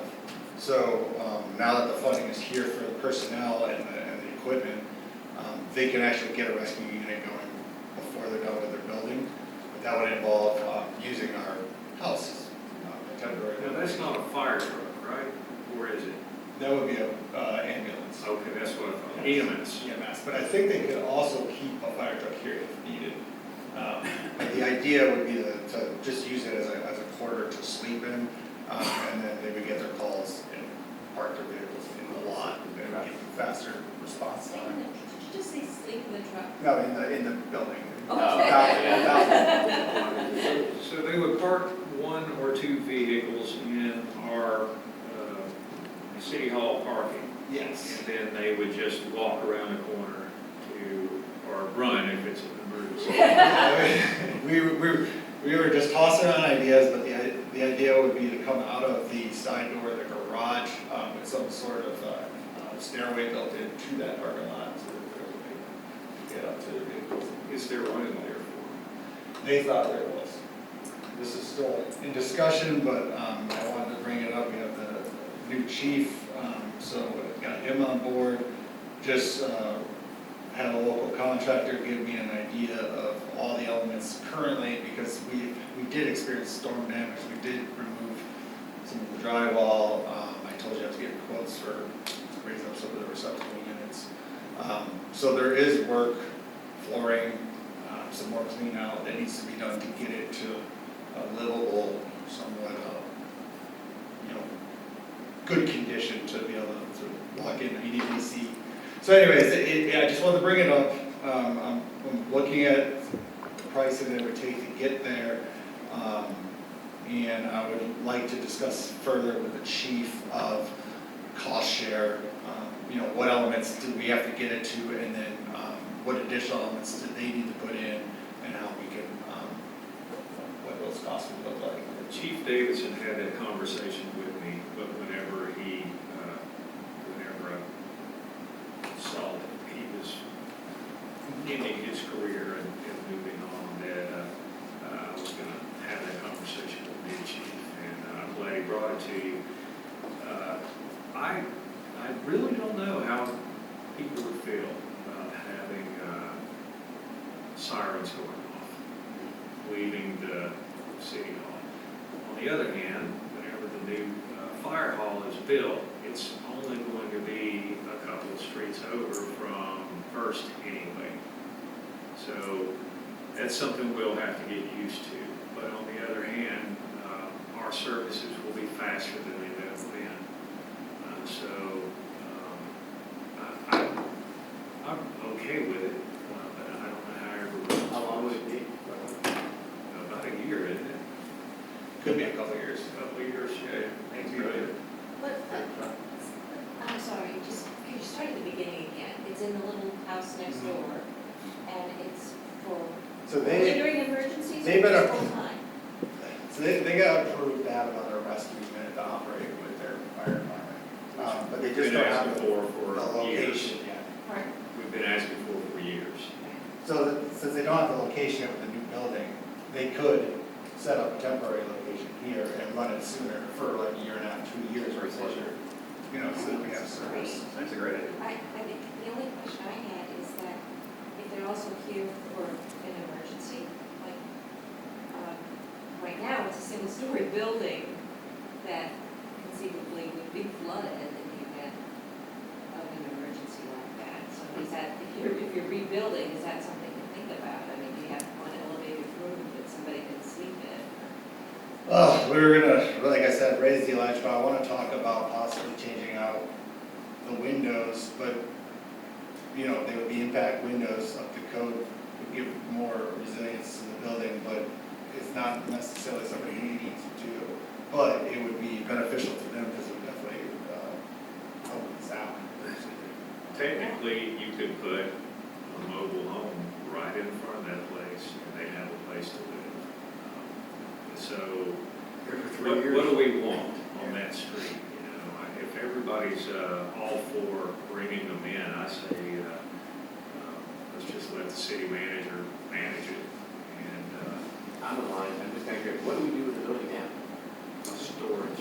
It's just storing stuff? It's storage, but it's not so much anything right now since it's stored. So we don't need to go find another storage location? No, we've Stored in there. lost some, we moved it out, relocated it into this building, Okay. some stuff, so. And what would the fire team that would go there, what would they do if we didn't go there? That team doesn't exist yet? They just wouldn't have a place to operate until they get their building. There was another option we discussed, possibly doing one of those mobile units up at the marina. That was the other option. Okay.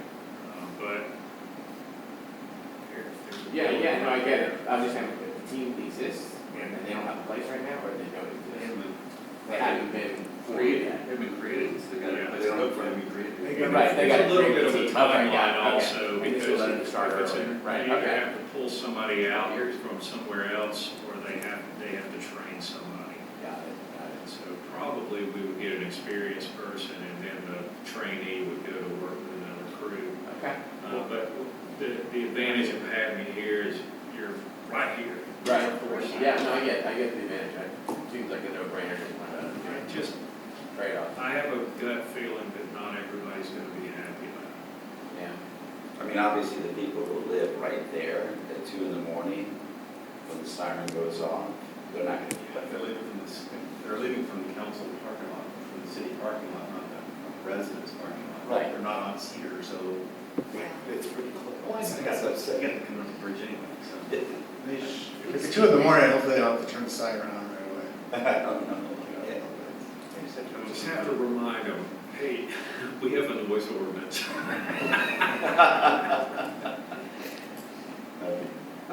Let's see where this goes. Yeah, that's just one.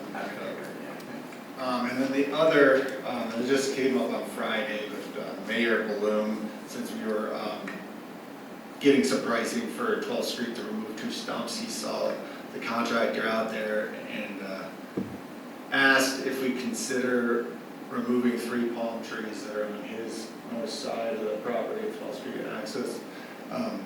And the reason would be because these are trees that drop fronds and they drop them onto his property.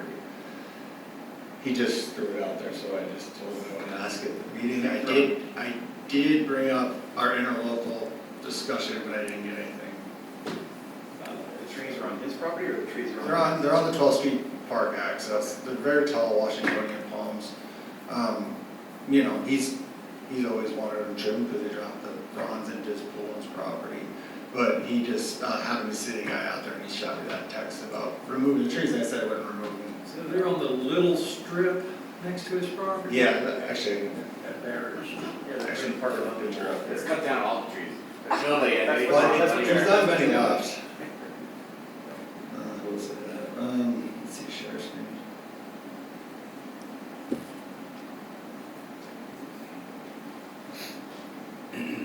What trees were we cutting down? We got stumps from dead trees that died or Okay. that we have to remove before we put the grass in.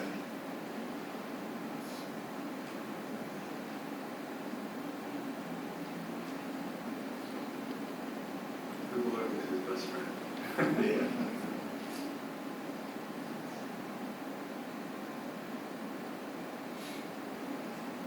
Okay, so if you're looking at it from above, you can kind of see 3D, Oh, I see. 1, 2, 3, but you get a better view from the street, because there's 2 trees close to the road that don't actually exist.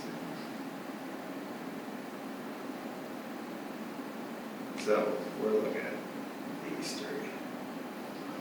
Oh, the This is three a back pretty there in the recent back there? picture, actually.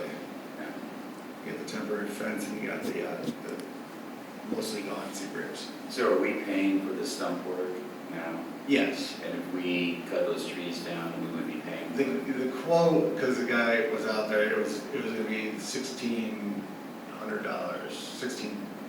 $1,650. It's cheap for 3 trees, or is that? It was pretty good. Or is it per tree? No, that's cut 3 trees down because they're so tall. He's actually gives a really good price. Same guy did removal in 19. Yeah, they did in the median. Yeah, that was a tricky job. So before you were asked that question, was there any time in your mind where you thought, I think we should cut those trees down? I can't Are say they healthy? So really, the only reason we're considering it is to Well, potentially help one person? Yeah, so here's the thing, like, we go through once a year, and we have to trim the palms, there used to be a lot more, and they would trim the cedars too. They're getting down to it. I wouldn't remove any trees that we had in our parks without, reason to.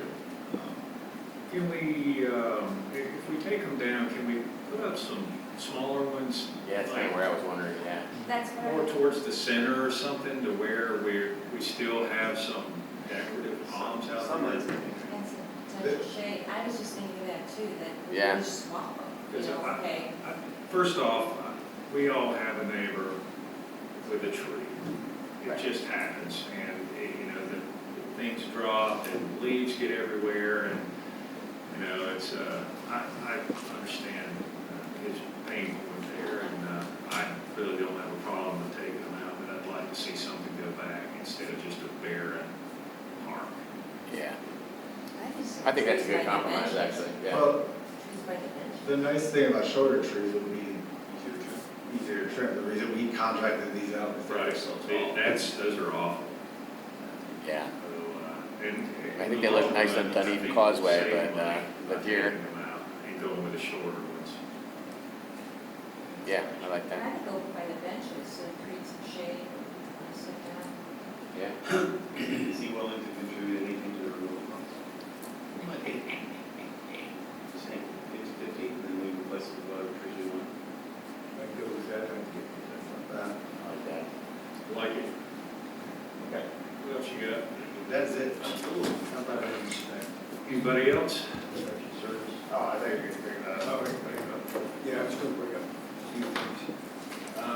Talking to Kyle, a lot of residents are looking for an alternative inspection service. I think you better talk today. I don't know how. I think you said it to you or. Yeah. What's the process? So the quote, at least as I read it, is valued somewhere between $15,000 and $18,000 in terms of an annual cost, base cost. What? It's to provide permitting services for the city, as I understood the proposal. I didn't pore over it, but it's to provide private. That's the logo. Yeah. Private permitting services in the same way that you contract with our firm to provide legal services. As I understood it, and I didn't have an opportunity to talk with you or Kyle at length about it, it would be to supplant or replace the county operating as your building department, was my understanding of it. They would handle your permitting, inspections, and that process.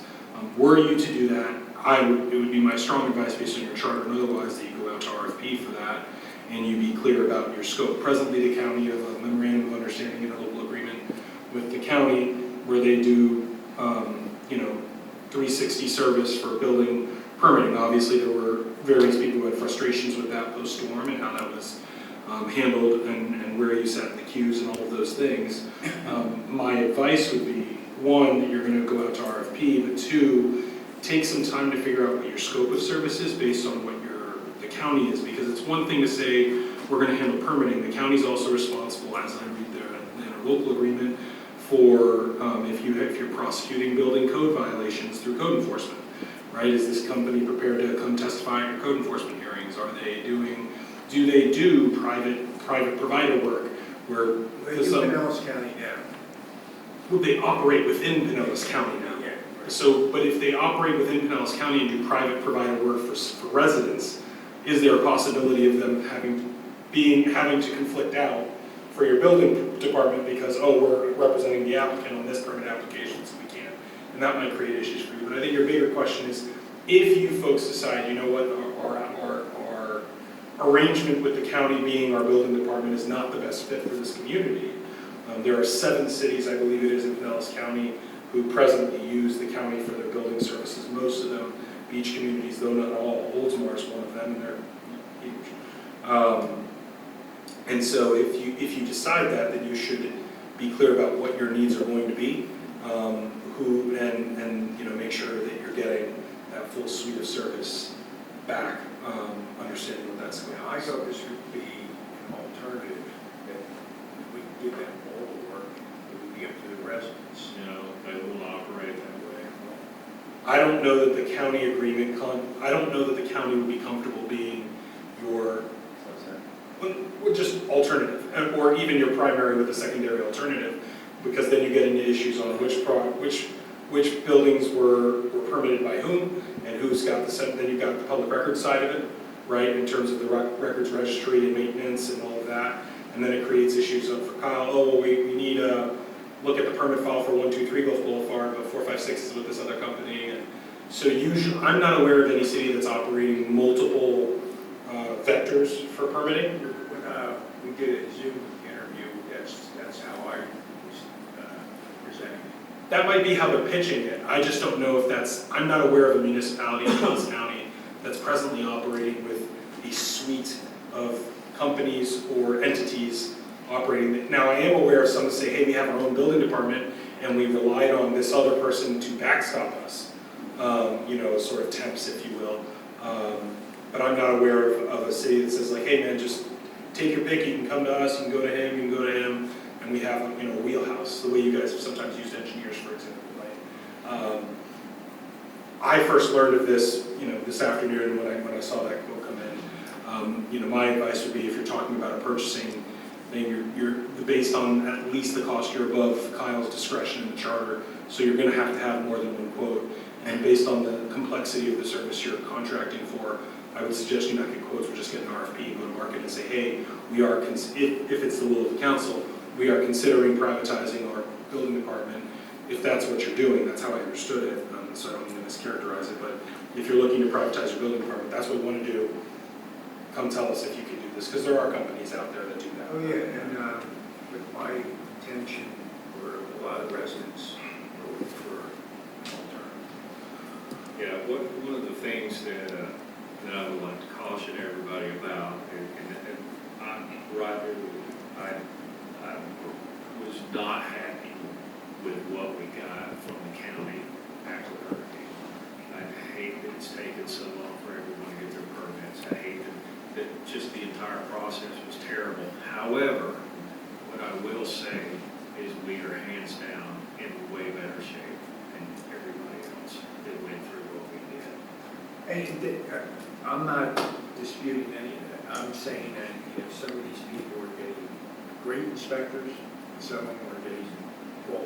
So, and you got people there, the inspector gets out of his truck and says, I came all the way up here from St. Pete today, I wanted an early twig, doesn't even get in the house and he fails you. I played golf with a guy, and everyone on this table, okay, is responsible, according to him, he's an inspector for the county, for his flood, for his wind insurance rates, okay? He says, people like you, pointing to me, ought to be paying $50,000 a year for flood, because now I have to pay all this money for my wind insurance because it's tied into two now.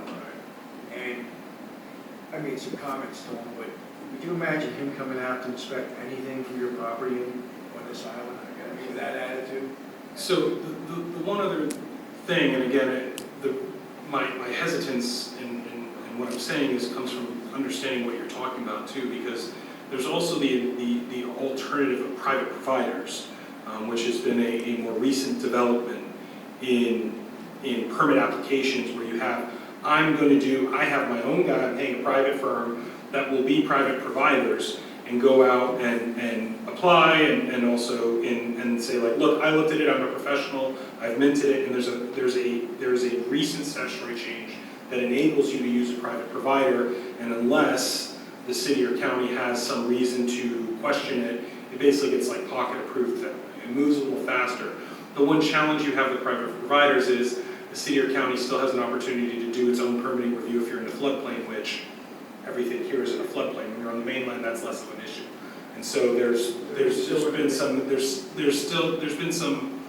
misunderstandings in some communities based on that. But private providers might be, I think, as I hear you describe it, I think that might be more what you're describing than outsourcing the building department. Sure, and we can get you information on what that is. So that's totally passed. Yeah, well, and that's been operational for years now, but there's another proposal to expand that in the timelines, but yes, there's a, I got a lot of people.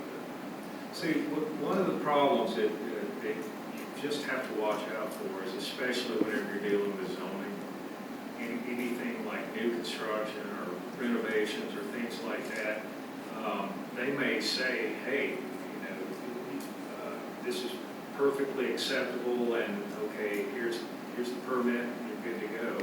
And then you find out later they got it wrong after they inspected you, or, you know what I'm saying? So you also have to be very careful about who it is that you hire and what liability they have if they make a mistake. I don't think that the county has a lot of liability. I think that's one of the items that I've always questioned about is how much responsibility is on them if they don't get it right. I'm just saying, like during the Zoom meeting, it was like expressed, like we don't have any skin in the game. So, we don't care where you live. You get an inspector from Pennsylvania, you know what I'm saying? It's all Zoom. And the county is going to Zoom on a lot of different things, AC units, heaters, water heaters, and all it that. sounds like you're describing as private providers. And they can, their ability to do those sorts of things throughout. It's like, hey, I redid a roof, zoomed in with the commission, with the county official, showed them, I said it was good, and it was that sort of dynamic. I think that's what you're describing, but I'll get you that information. I appreciate it. Hey, just one more thing, yes, the 7th Street valve, I wanted to hit them when they were here, but is there any movement on that, or? They have the video, they're gonna, because we gotta do something with it, they're gonna size out and see how much head pressure, if there's a better scenario for it to evacuate water when the tide's higher. Do they have a time? Gemini. Gemini, can we know what's gonna fix it? Yes. Oh, okay, so Yeah, it's bring them to. No, they're not gonna actually fix it, they're gonna give us the solution. They don't actually do the Yeah. work. So they got video and they know what the situation is, and they're gonna tell me if there's a better way. And we can do it, if we gotta change something now, we get there set up. How long is that, do you know? I'll just, we may have to order a different valve. I'm just saying, storm season's coming. Right. We, I went and inspected all the cure place pipes that they did for the repairs. We got some adjustments we gotta make on those, so we're working through that. Any other general business that needs to be discussed? Having some general comments. Sure. Just one is, are we having a working session in May? That's a question. You're right. The comment is that I am going to be taking my first vacation away in May, and so I would not be here for that if we're having one on May 19th, so I apologize for that. I'm gonna try to do one the week after our first meeting, so you'll still be here. And I will be gone May 7th to the 22nd. Okay, maybe not. Yeah. So, the other thing is as I reflect back on today's conversation, I do want to emphasize that I, as you know, am a huge proponent of us finding a solution for 9th Street. And so my intent is not in any way to create any kind of delay, but instead to accelerate it, because I just think we've been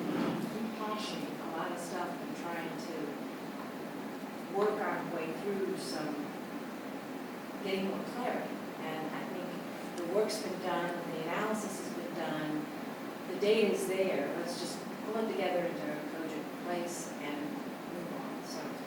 Just so you know where I'm at, if it's put in front of me tomorrow, I'm voting. Right. Review that work session, if that's what you have on us. I think you can answer a lot of your questions.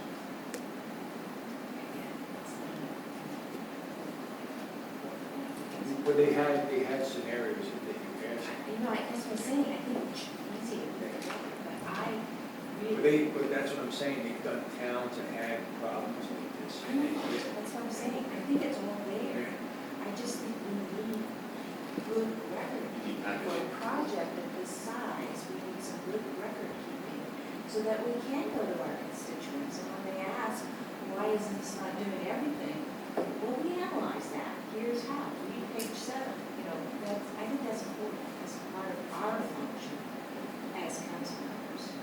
Fair enough. So like, they don't have that perk report yet, and I tried last time, so if we say, yeah, go, can it go anywhere without that perk? Parks will be ordered and permits will be applied for. And, you know, it's where we'll be at. We're still waiting on that one.